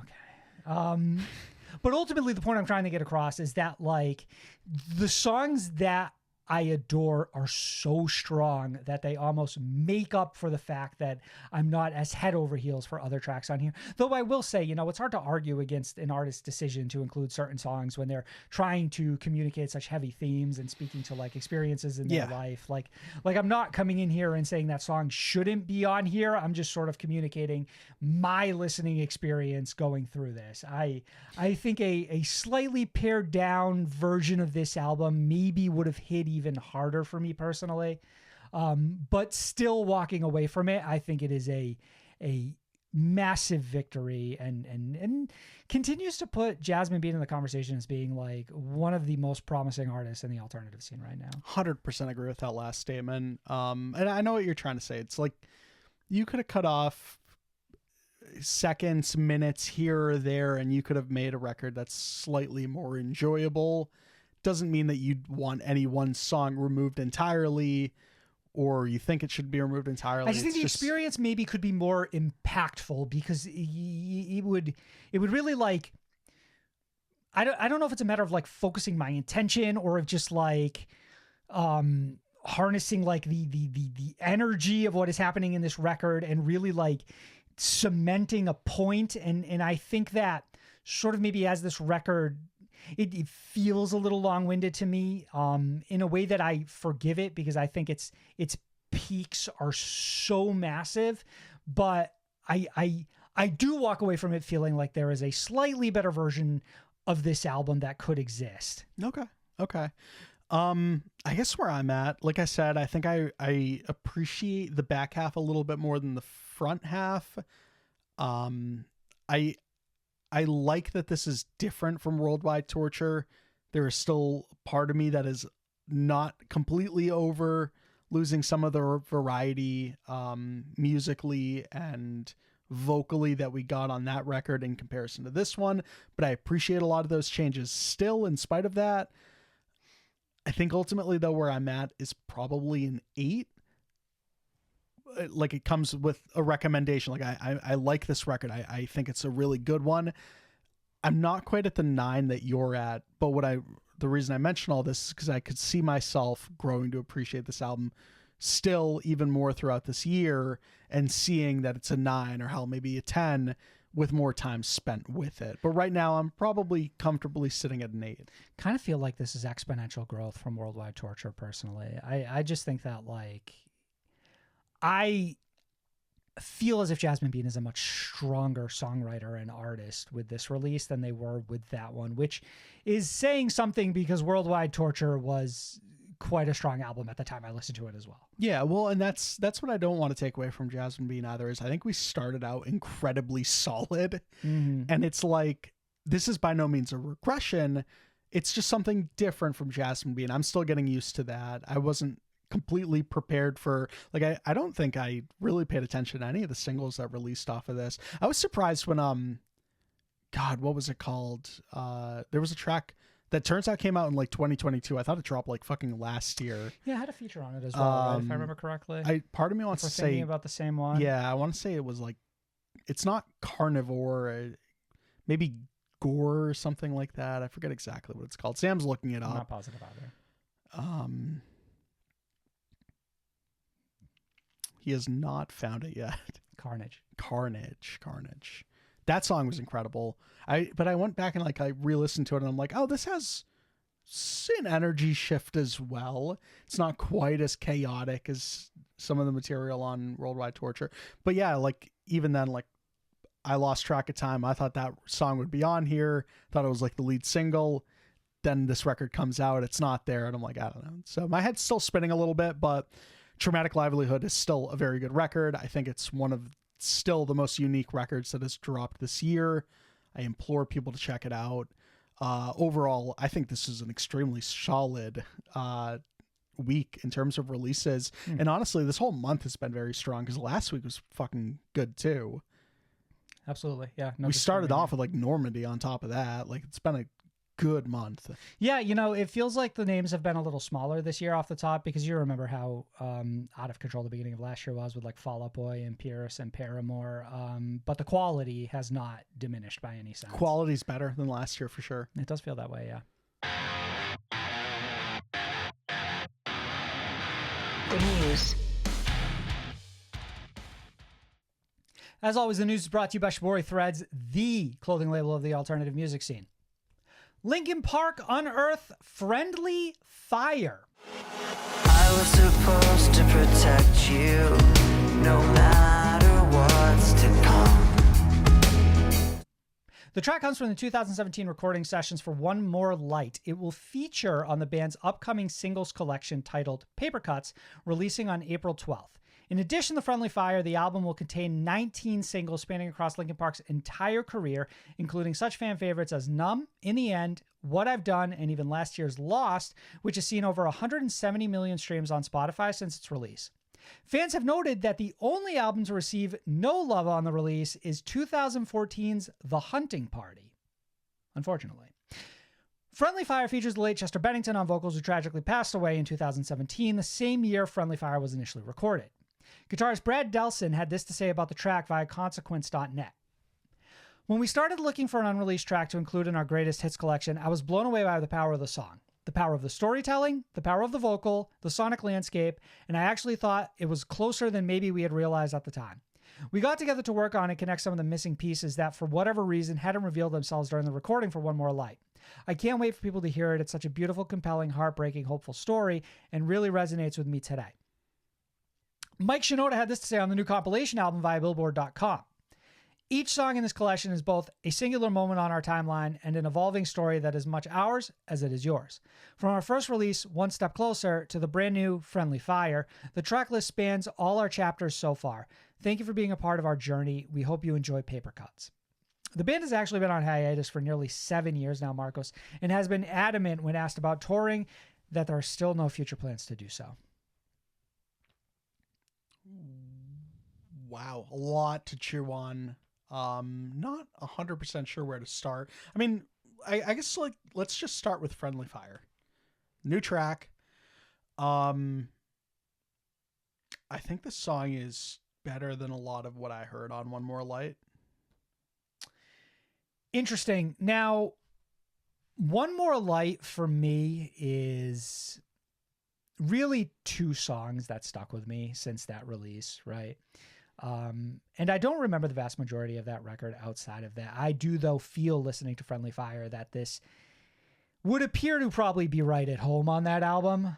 Yeah, like it's stylistically, it feels that way. Leaning, all of that. But I guess more what I meant to say here is that, like, I listen to this and I'm like, this is just a kind of great song.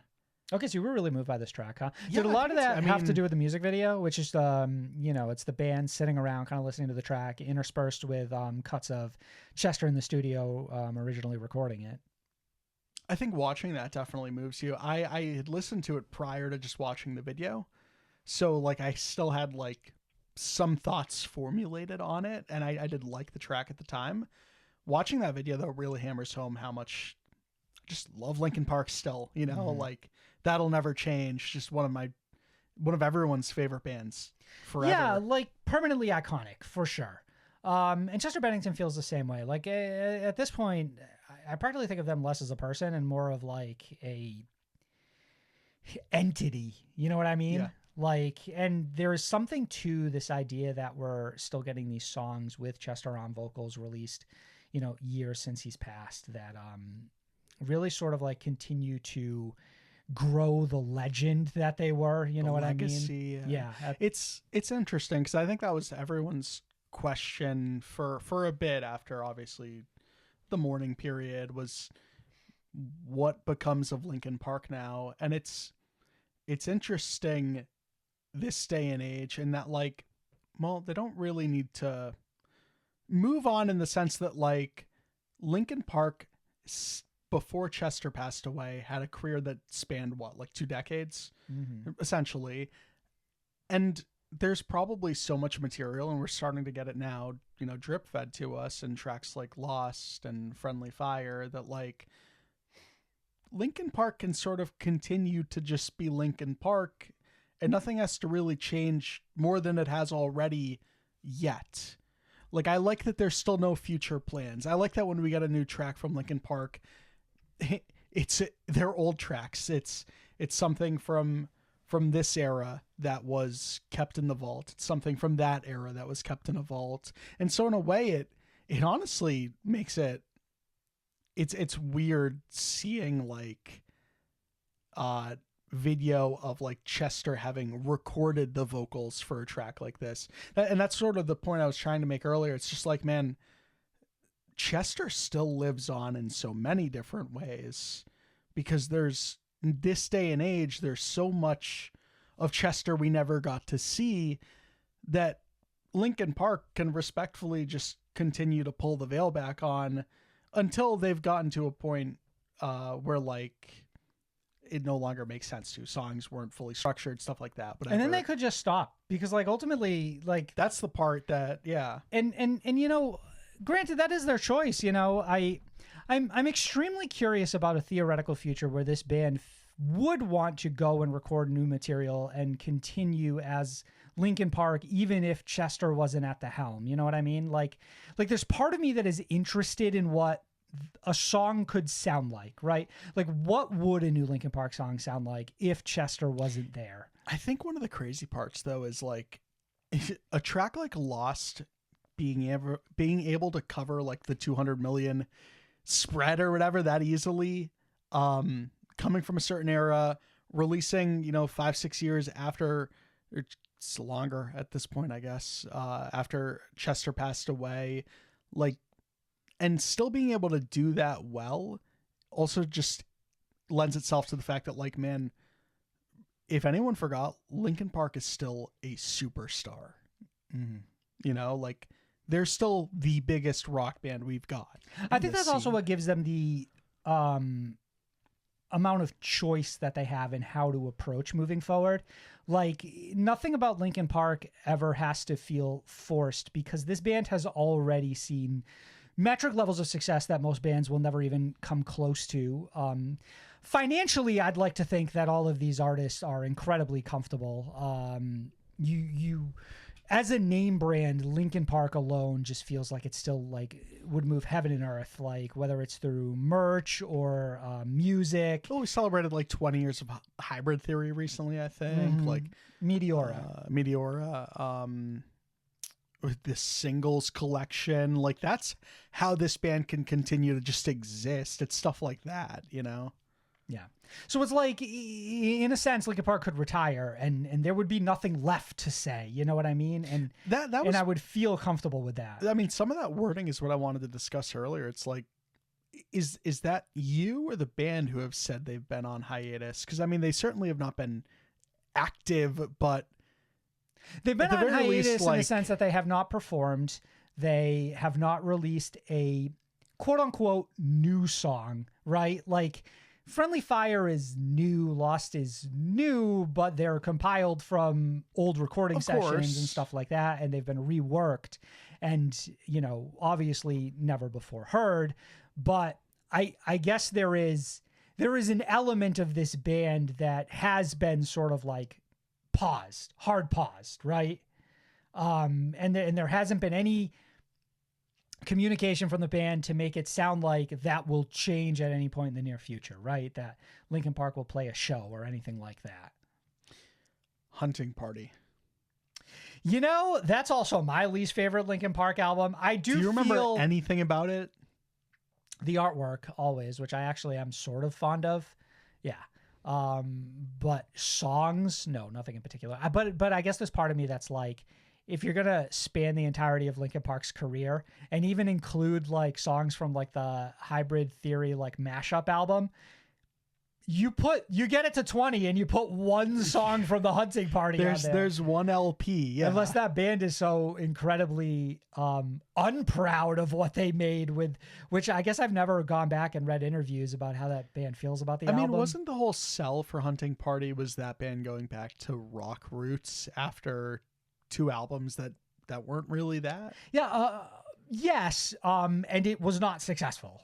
Right. And obviously, like we then pivoted but again with the still, next when we're talking about language like spanning the career, you know what I mean? Like spanning the entire life, like going from Paper Cut all the way to well, that's what I mean. Fire. It's like, well, now there's a little like black hole there where we've just sort of like missed one. I guess that's what I mean, though. It's like it feels incomplete in that sense. A difference between an album not doing well and those 6-7 members still thinking like, oh, you know what? I still really like this track off of that record. Right. But then it brings up the question, the band feels as if maybe they were in agreement that not a single song actually does merit being included I'm in going this. to have to go and re-listen to that one. Me too. It's actually made me more curious to listen to that than anything else. Linkin Park is funny because they're literally like the greatest band to ever do it, right? Mm-hmm. But there's still so much of their material that I just truthfully like barely ever listened to. Interesting. Like Hunting Party, like I probably listened to like 6 tracks off of that one and turned it off.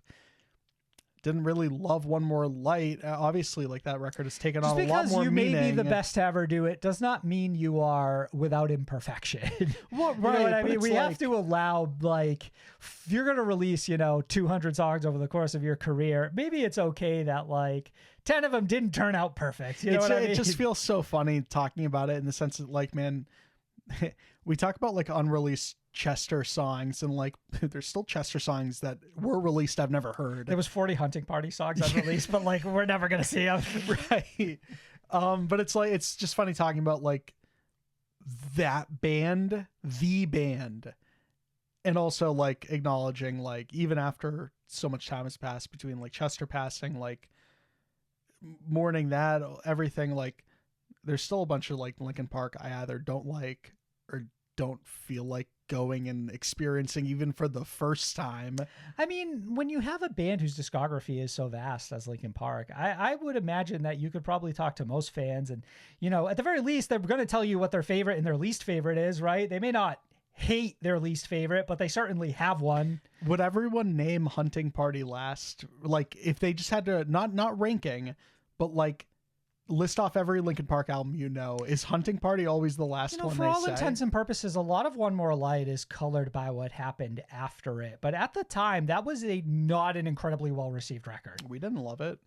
Didn't love it, though. I think I was more positive than most. You were. I remember that. It was definitely a case of like trying to wrap your head around the direction that the band was going in. But like, you know, it also makes me curious, like what was the frame of mind of the band when they wrote like The Hunting Party, for example? Like, is there a reason that maybe they're not interested in revisiting it? You know, it makes me very, very curious.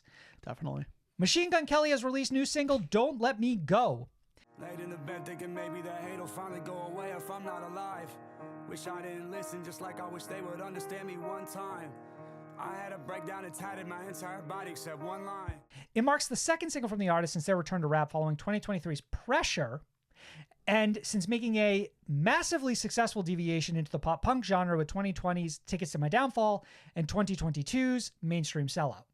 The new single came a couple days after the unveiling of a nearly full upper body blackout tattoo, which per the artist took 44 needles, and MGK acknowledges in the song per the line, "I had a breakdown and tatted my entire body except one line."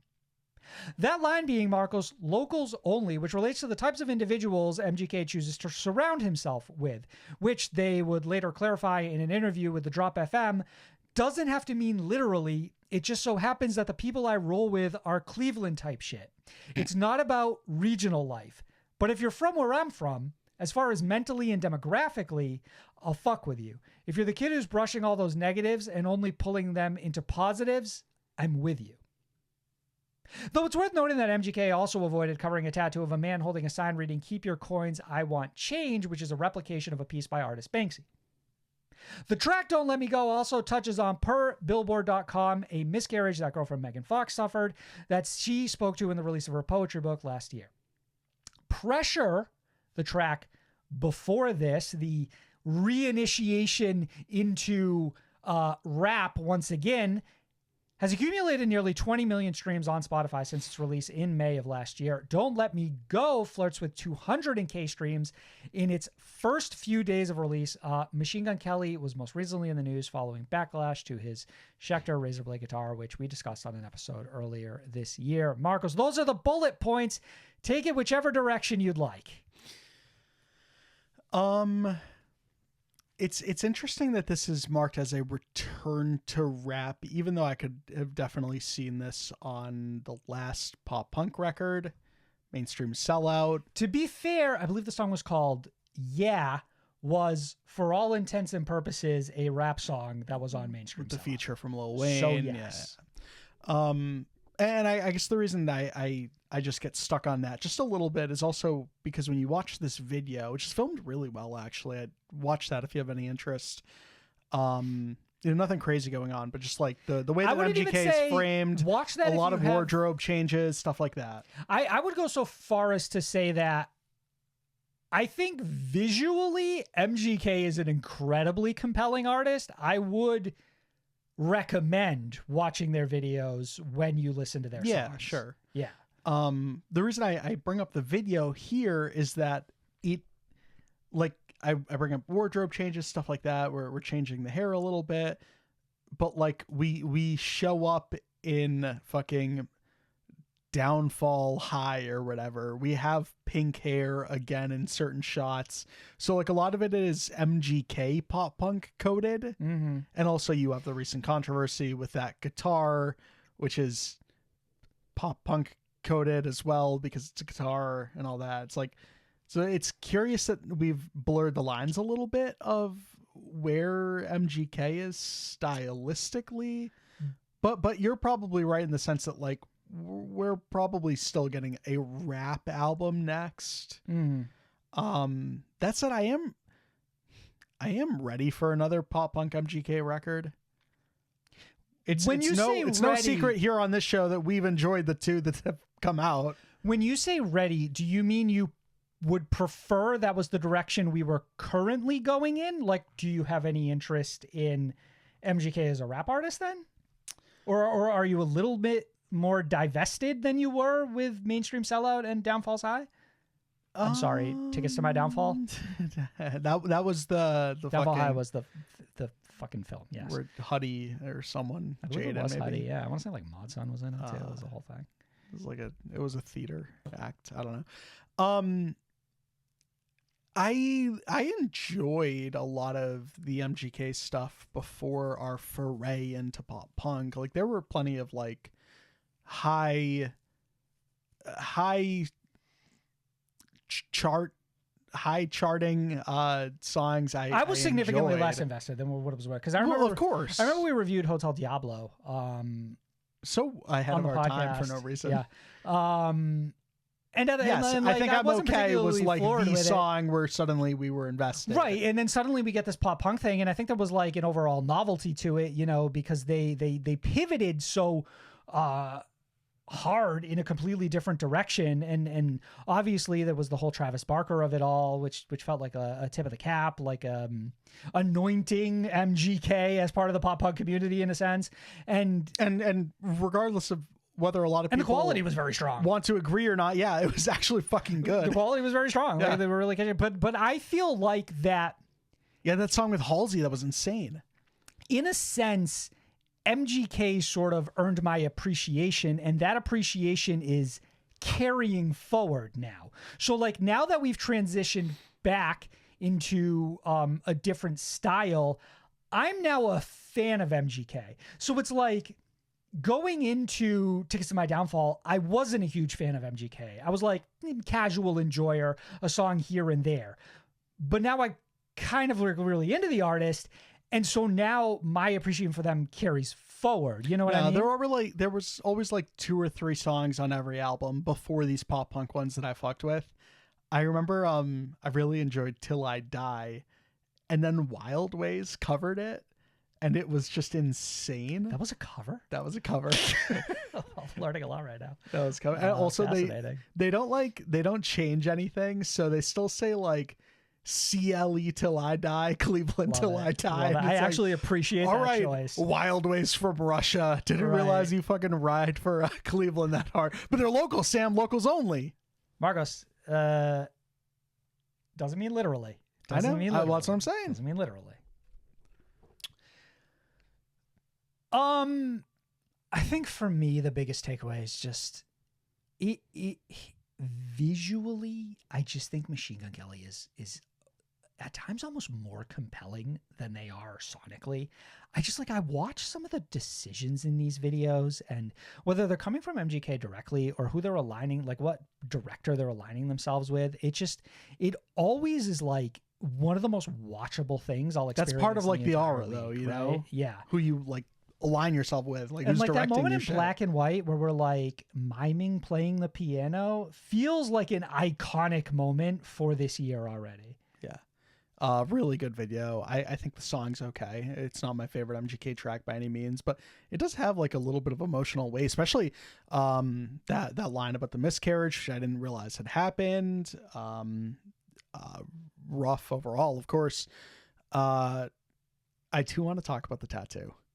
Okay, so when the tattoo It's first hard. dropped, It's hard. I also agree with that. Yeah. I agree with that. So it was such a, you know, when we shared this on our social media, it was such like a mixture of response. It was a combination of the general like, well, as a fan of real music, I don't like anything MGK does. It's like, okay, thank you for nothing. And then, you know, other people who are like, you know what, all of those things, but I still got to give it to him, which is like, okay, small victory for MGK. Don't need your lore. Precisely. It is it is a very good look. It is a very fucking cool look. You know what I mean?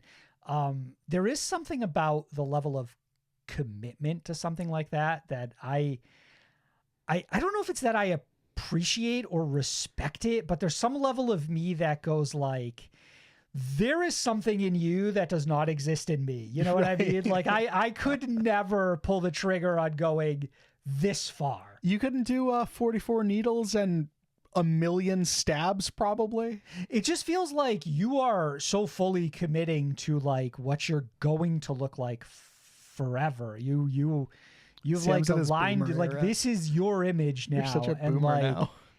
It's like by the grace of God, people look at it and went like, yeah, this is kind of hard. Because if it was the opposite and everyone was like, this is fucking dumbest thing I've ever fucking seen, then it's like, all right, well, I got to live with it either way. So it is what it is. You know what I mean? But like, I appreciate even more in a sense that it's like, we speak to, I like that there's like an authenticity to a lot of MGK, even though people are unwilling to give it to him because of all of the aspects of MGK that were so commercialized. You know what I mean? So while I won't sit here and say something like Emo Girl feels authentic in any nature, I will say that something like Don't Let Me Go and sort of speaking to all these experiences in their recent life and their state of mind when they go and get like a tattoo like this done and like what could have triggered these types of things. Well, like Don't Let Me Go feels like a much more like honest, not interpretation, but like display of MGK as an individual than anything from like the last two pop punk albums. So like, it's another aspect of me that like, I like the direction MGK is going with. Like, I'm almost maybe more interested now than I was with Mainstream Sellout, because with Mainstream Sellout, it felt like a little bit of the novelty wearing out the second time around. And it felt like that way across the entirety of the scene with all of the artists who had sort of tried to, dip their toes in this, boon of like pop punk culture while the iron was hot. This week I got it right. Right. And then, thank you. MGK then pivots and now it feels fresh again. You know what I mean? There were some pretty emotional tracks on those first two albums, those two pop punk albums. I'm not saying there wasn't tracks that were emotional. I'm just saying that like overall I like this direction. It just feels it might be old, but it feels fresh by virtue of like my experience with them through the last few years. Bullet for My Valentine and Trivium announced the Poison Descendancy tour. In a joint press conference streamed via Twitch, members of each band gathered to celebrate nearly 20 years of their monumental 2005 releases and discuss both what those albums meant to them, their relationship with one another, and their excitement to tour together in the future under the umbrella of this massive occasion. Trivium vocalist Matt Heafy proudly pronounced, Bullet for My Valentine's The Poison and Trivium's Ascendancy are two records whose influence can be heard to this day in the DNA of modern metal. The UK tour kicks off in January of next year, and the bands say worldwide dates will follow. For those who don't know, Trivium's The Ascendancy has sold 500,000 copies worldwide as of 2013. So that was the last point that like Wikipedia had captured sales numbers. It charted at number 151 on the Billboard 200 upon release and was voted Kerrang! Magazine's album of the year when it came out. Bullet for My Valentine's The Poison charted at number 128 at the Billboard Top 200 and has since sold in excess of 800,000 units worldwide. What was the difference in years between those dropping, or were they the same year? Same year. That's the point of this song. But we're doing a 20-year tour in 2025. Shut up. I know. To celebrate that both of these albums released in 2005. I guess the craziest part that I'm hung up on now is where this charted for Kerrang! Number one album. What made it more interesting to me is that they gave The Ascendancy number one in the same year that The Poison came out. That's what I mean. Valentine. Right. So like, where did The Poison fall? So, yes, but also in the interview, it was actually a former, maybe current, but someone who had at least been with Kerrang! For a significant amount of time who was hosting the press conference. So it was sort of clear to me that Kerrang! Was kind of intertwined in a way between like both of these bands, like Success and this announcement and all that. And Trivium's not British though, are they? I don't believe so, but I'm not positive because Matt Heafy during the interview was talking about how like the UK He's talking is a little bit like this. Precisely. He did an accent just for the fans. That's where they saw a lot of their early success, which is why I think he has such an appreciation for like the British metalcore scene specifically. Well, I think everyone sees those British dates initially and gets pissed that they're not worldwide dates yet, which speaks to the band being right about how important these two records are and how cool it is to see these two bands acknowledge that, tour together then, and now everyone wants to, like, I could see ourselves going to this type. They've taken what seems like a big occasion and made it bigger by like combining forces, you know what I mean? But also like they've made a way to, like, now there's even more noise around it because we only got some of the dates, and then everyone looks at that and they're like, I want to see those two bands live together, and they're playing what? Excuse me? There's an art Where's form my to date? marketing this. Yes, Yeah, you're precisely totally. correct. I appreciate marketing. I don't know. This isn't the first time we've seen something like this. Was it not Escape the Fate and Bless the Fall who did like a dual 10-year tour for Witness Yes. and This War Is Ours? But it did spark in me the idea of what other bands could we see do this that would like resonate as loudly with people, you know what I mean? Like I'd have to go back and see exactly what albums came out in like the same year, and I was trying to think to myself, I was like did In Love and Death come out like the same year as like Three Cheers for Sweet Revenge, you know what I mean? Like what, Give up the dream, Sam. what like did a They'll Paramore never be friends again. like with the exception of last year, did like a Paramore and a Fall Out Boy album come out in the same year that they could like run back together and like combine forces for? Like what would be massive in that sense? And I feel like I would need the dates and the albums all like in front of me to like really like draw a line from one to the other. But it feels like there's some more potential here for, if this goes well, other bands look at the model and start rubbing their hands together in greedy hiding behind tree fashion. No, I could certainly see that. But I do love I love everything about this. It's not just like these two bands touring with each other. The tour is called The Poisoned Ascendancy. Like there's so much cohesiveness in the sell. You sell both albums together in a bundle. Yeah. Like when they do all of these different anticipated variants cool. for the 20-year release, right? Like it feels like there's so much opportunity here.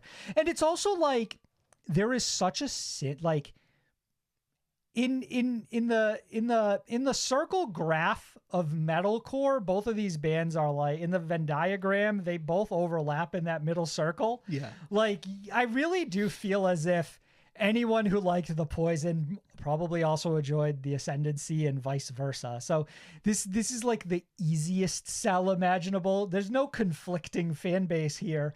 It's almost the same guy, right?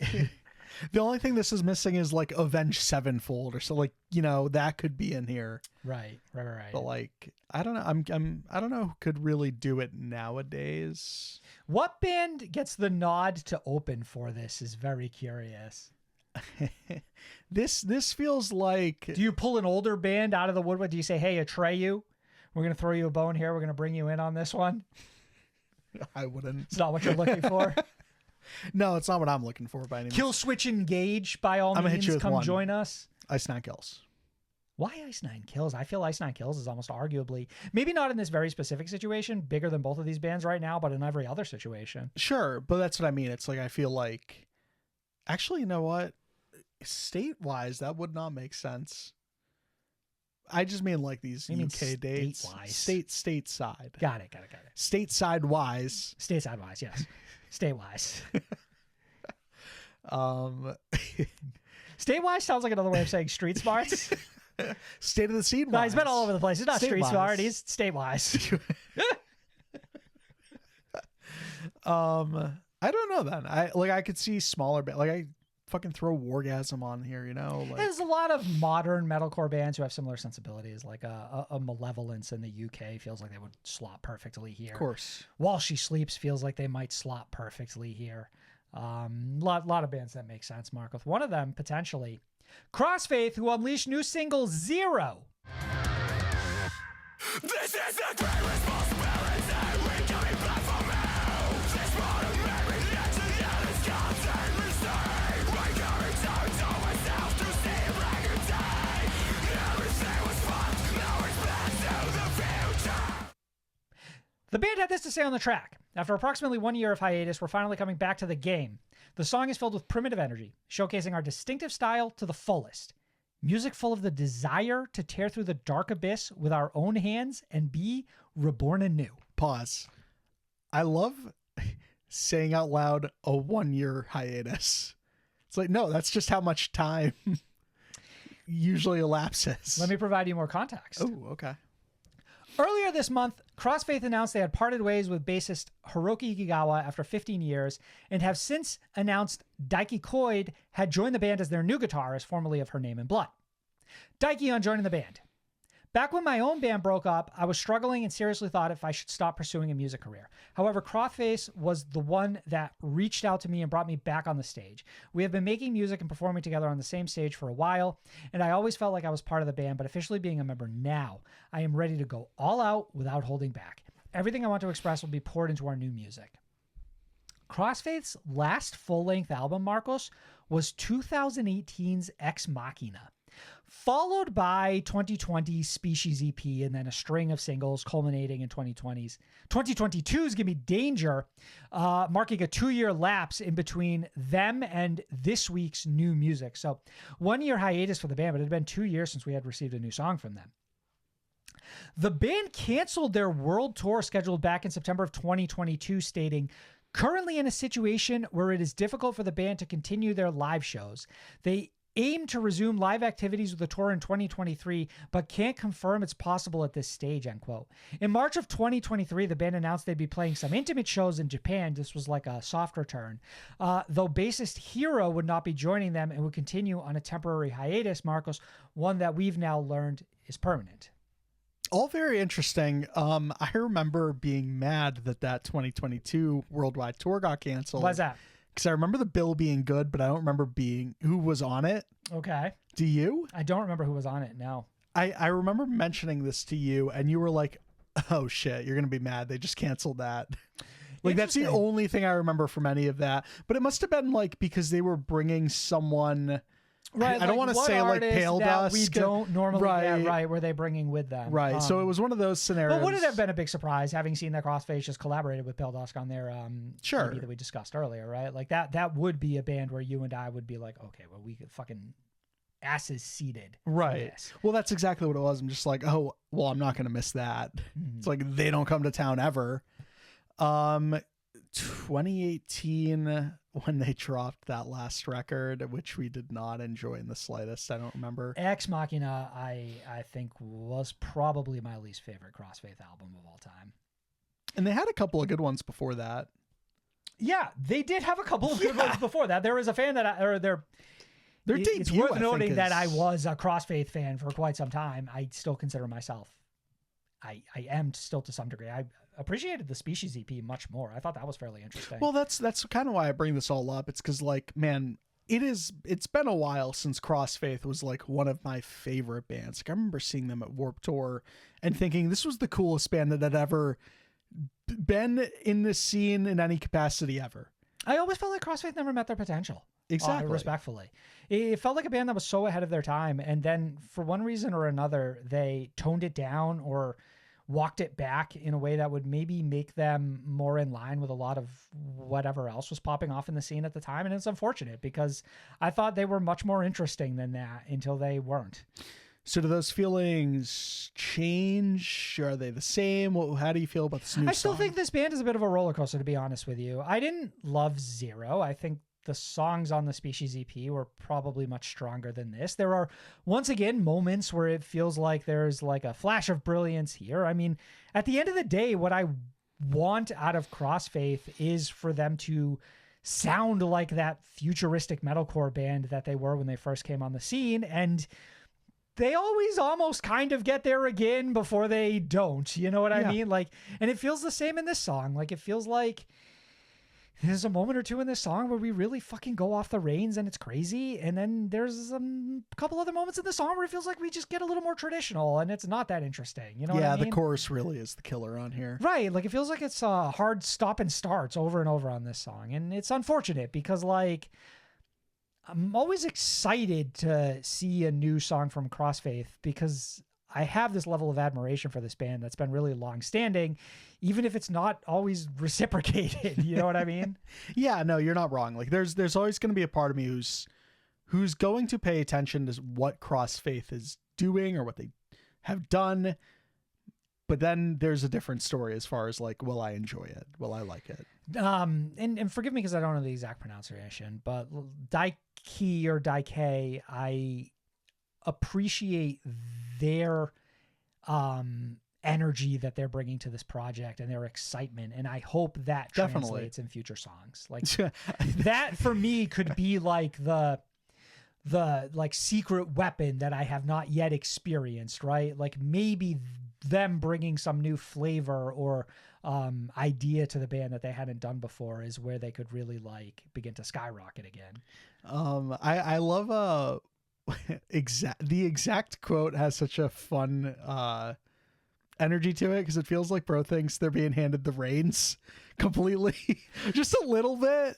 I forget where it was here. I'm ready to go all out without holding back, and I don't know. Everything I want to express will be poured into our new music. Yeah, you're right. It does, at the very least, give the idea that Daiki is more than just a bit player and will actually be like a full-on member of the project. Right.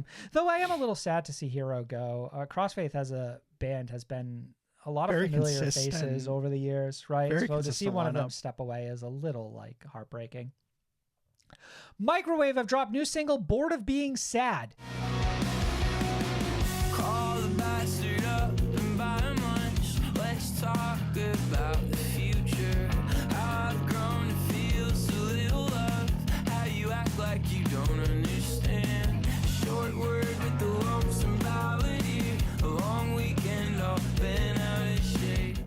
New album Let's Start Degeneracy hits April 26 on Pure Noise Records. Guitarist Nathan Hardy had this to say on the new album, quote, "It's about letting go of attachments and behaviors that aren't serving you and trying to shake off your programming and not be motivated by fear and guilt and shame. It's about learning to be happy and take care of yourself," end quote.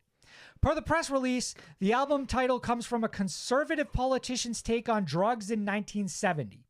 When describing one of the tracks on the album, Huperzine Dreams, Hardy says it unravels over philosophical commentary with a nod to Hyperzine A, the naturally derived supplement that some people use to facilitate lucid dreaming. That's one of the wide variety of nootropic supplements that Tito, drummer Timothy Petard, and I have been experimenting with over the last several years. End quote. The album will include recent singles Ferrari, Straw Hat, and Circling the Drain, whose release dates back to April of 2022. Damn. This one's been in the oven for quite some time, Marcos. The band heads out on tour this May with support from Origami Angel, Heart Attack Man, and Carpool Tunnel, as well as playing this year's 4-Chord Music Fest in Pittsburgh later this June. Nootropic. Spelled like new metal. I just can't get over that part.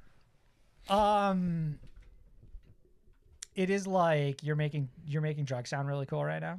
You know what honestly. I mean? I'm like, oh, I didn't realize there was a metal way to consume drugs. Yeah. Consuming drugs in general, Marcus, they say, is very metal. Rock and roll, baby. Let's Start Degeneracy. What a weird... This is a politician's take on drugs in the 1970s. Just real quick, what would that acronym be, Marcos? Holy shit. Mind blown moment for you? LSD. That's right. Indeed it is. Here we fucking go, baby. Microwave was a band that I've had game now. Next to no engagement with leading up to this. I'd actually heard Ferrari before this. It came up on my like release radar one week, and I was very fond of it, though it is very stylistically different than this new single. So it's made it hard for me to wrap my head around exactly what style of band Microwave is. As far as I'm concerned, they're wildly versatile. I think that tracks opposite ends of the spectrum. Yeah, but I mean, like, it's hard for me personally to put this band in a box right now. You know what I mean? For better or worse, right? Like I guess have no real expectations for what this album could be. I'm interested and I don't really know what it is. I like that it has a strong conceptual backbone. Right. I like a lot of like separate pieces about all this. Yeah. Like, well, let's see if it all comes together in the end type thing. Exactly. What did you think about this song and the video for it? I think the song, maybe not quite as good as like Ferrari, like you were saying. Like Ferrari feels like more my beat. Like it's more my style. It's more what I'm like looking for, like currently in my music journey. Right. Video, I think is cool because it leaves like a little bit to the imagination as far as like you have to like. It's not all the information is given to you. So like you're assuming while you're watching this, like, oh, is this old guy staring at this television playing this music video, like the band performing inside of it, being all sad? Is this like a look back into his past and he was like the singer or a member of this band? And is this just like striking like a real emotional... The impression that is meant to be made here, if we're sort of like reading into the song lyrics and while we're watching the video, is this idea of like not spending your whole life being sad, thinking about the past.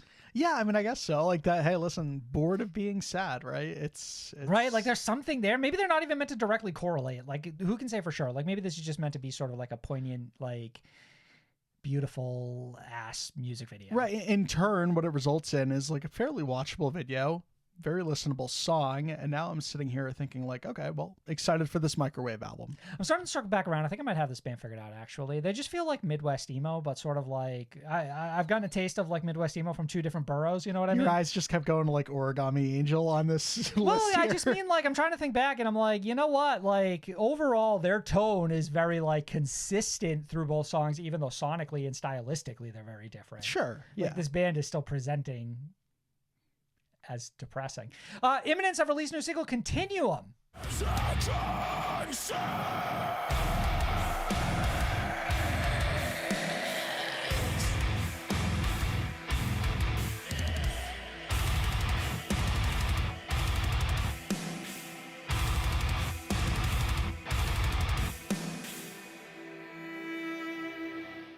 Their new album, The Black, drops on April 12th. It will feature most recent singles Come Hell or High Water, Desolation, Heaven Shall Burn, and Death by 1,000 Cuts, in addition to this one. Vocalist Eddie Berg on the new record.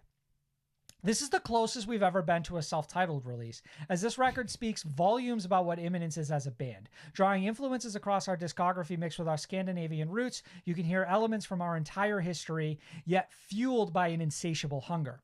The album is probably the most conceptual we've ever created, and I've never been more proud of a body of work before. Continuing on the path as previous releases, the lyrical concepts revolve around mental health and depression, but there's no holding back this time. It's angrier, more desperate, and unhinged, soaking in fear and darkness. We've also allowed ourselves to let the album soar out into unexpected spaces, creating a musical journey with stark contrasts between light and darkness. It's an eat your heart out, unapologetic testament to what Imminence has become. This is The Black. End quote. Guitarist Harold Butler adds, from the moment we had the lyric line, "This is The Black," it was just clear what this album was about. I'm going to cut you off here. Is it Butler, the last name, or is it not Butler? Barrett. What did I say? Butler. Harold Barrett adds, from the moment we had the lyric line, "This is The Black," it was just clear what this album was about. Brace yourself. I know. It's a void that devours you. A wounded animal fighting for its life. A descent into darkness. Bands take note. This is how you pitch albums. I'm sitting here. This is how you pitch albums. And I'm starting to foam at the mouth. I'm excited to listen to The Black. How could you not? The other bands that have pitched their records, that sounded maybe Microwave, full respect, having just spoken about them. Your pitches for albums this year, extremely weak in comparison so far to Imminence and The Black. Fictionalize whatever the album is about and sell it to me as something larger than life. Also, a band whose writing is already conceptual in nature feels like we've already gotten concept albums from saying this one is even more conceptual and better than those albums. Essentially what they're asking is to follow them down the rabbit hole, and I'm Yeah. more than willing. Harold also spoke to the band's decision to release the album independently. We've always embraced the DIY ethos. It's at the core of who we are. The success we've attained is a product of our own vision and hard work. While our incredible team has played a crucial role, we remain deeply immersed in every aspect of our band. The decision to go independent wasn't made lightly. We had many internal debates about whether we were up for the challenge. Looking back at the singles released in this cycle and the milestones achieved in such a short time, there's no doubt that going independent was among the wisest choices we've ever made. Our journey is a testament to what can be achieved when you believe in your own abilities. I sincerely hope that this album serves as an inspiration to fellow emerging artists, urging them to pursue their dreams and embrace artistic creativity and independence. It's a rewarding journey, and we encourage anyone who might consider this path to take the leap of faith. Marcos, Imminence will be heading out on a U.S. headlining tour this April with support from Catch Your Breath and Of Virtue. Very big tour. Go catch that one. Lots of big here. Big new song, big album announcement, big upcoming tour. We had the pleasure of seeing this band perform on one of their first U.S. states. Indeed we in did. general this past year. It was 3 short months ago. Just 3 short months. One of the best shows I've ever seen. Please go check that out if you got a date near you. A lot to touch on. Independence is where I want to start on first. Mind blown by that, right? Yeah, well, some context here. Like Imminence, a fairly decent sized band. They're not coming from like Rise, or they're not coming from a major label overseas, you know. They're For what it's coming worth, from a rising empire. Are you certain that they weren't at any point in time part of like Sony Worldwide? Because I want to say that might be the case. I'm not certain, but like if you go to their Spotify, it says a rising empire, and that's where I'll. Okay. Yeah. At the very least, that's where they're coming from most recently, right? Sure. Got it. And that's exciting here because we've said here, not long said, but in discussions recently have said that like if any band is poised to blow the absolute fuck up in similar fashion to a Sleep Token, a Spirit Box, a Bad Omens over the last couple of years, this year They're poised. it's going to be Imminence. They're fucking poised. It will be a failure on Sam's part, on my part, on everyone who enjoys this music's part if Imminence isn't the big band out of this year. I don't know if failure is a fair way to approach it, but it does feel like if we're watching what's happened over the course of the scene and the way that each year a certain band seems to like really explode from like a smaller sort of corner of the scene and really be thrown into the limelight. If I were a betting man, Imminence would be next, right? Yes. But like the nature of that, like the nature of like these bands that have blown up is so insanely unpredictable that, you know, for all intents and purposes, it could be Imminence or it could be someone else we're not even considering 3 months This from now. is You know the what I mean? It's tough. closest. It's tough. This is the closest it's ever been to being predictable. But what I want to say is that I don't think Imminence will be a failure if they don't become the next Sleep Token. I know.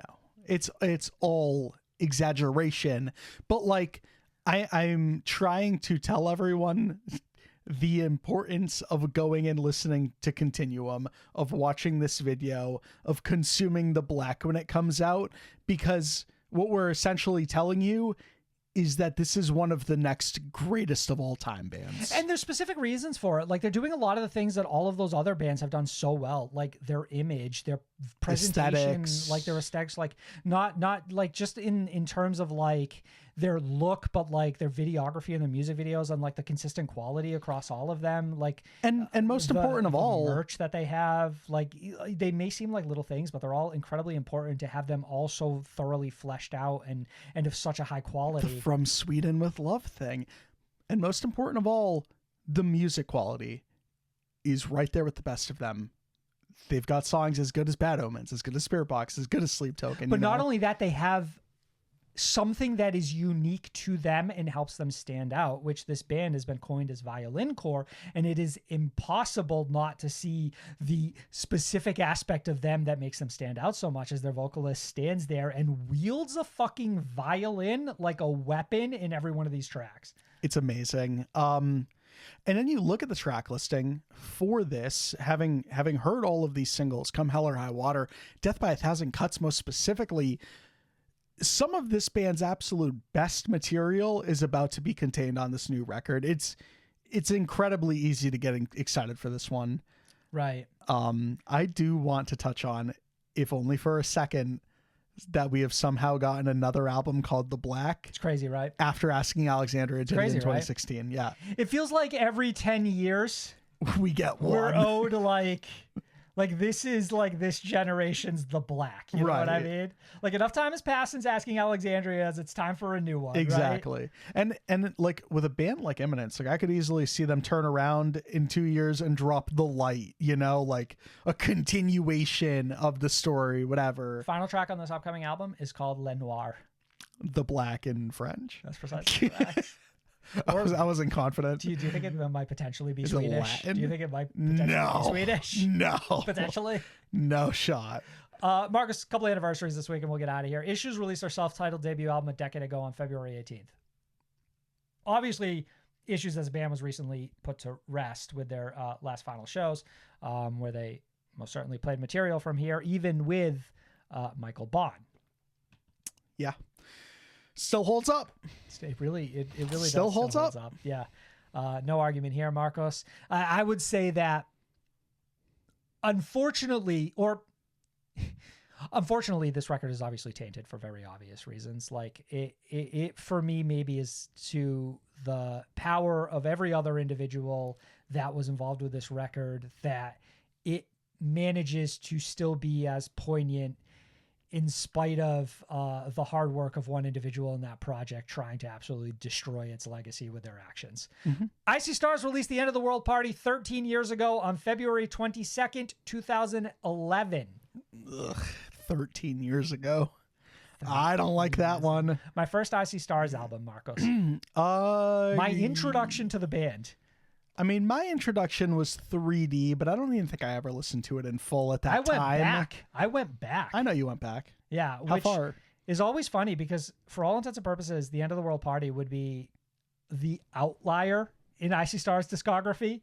But I because think it was my introduction to them, it's how I've always known them. So it's certainly what that for me is it's the ugly duckling of their discography. And it's funny now sitting here thinking to myself, because I think it's much better than you remember it being. so that's what I was about to touch on is like, if it's anything like every other situation where like I dismiss an album 13 years ago and go back to it today, it's probably amongst some of the best music I've heard all year.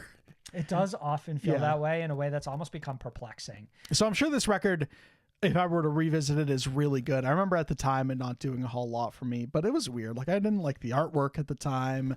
I was all weird about Icy Stars, and then obviously Digital Renegade drops and everything changes after that. But yeah, it's not an album I look back on too fondly. As far as like Issues self-titled 10-year-old, like that is something to celebrate. I look back on this when you say 13 and I'm like, yeah, it's an album that came out. But yes, again, I just want to highlight that like if I were to actually go and spend time with it, I'm sure I'd really enjoy this album.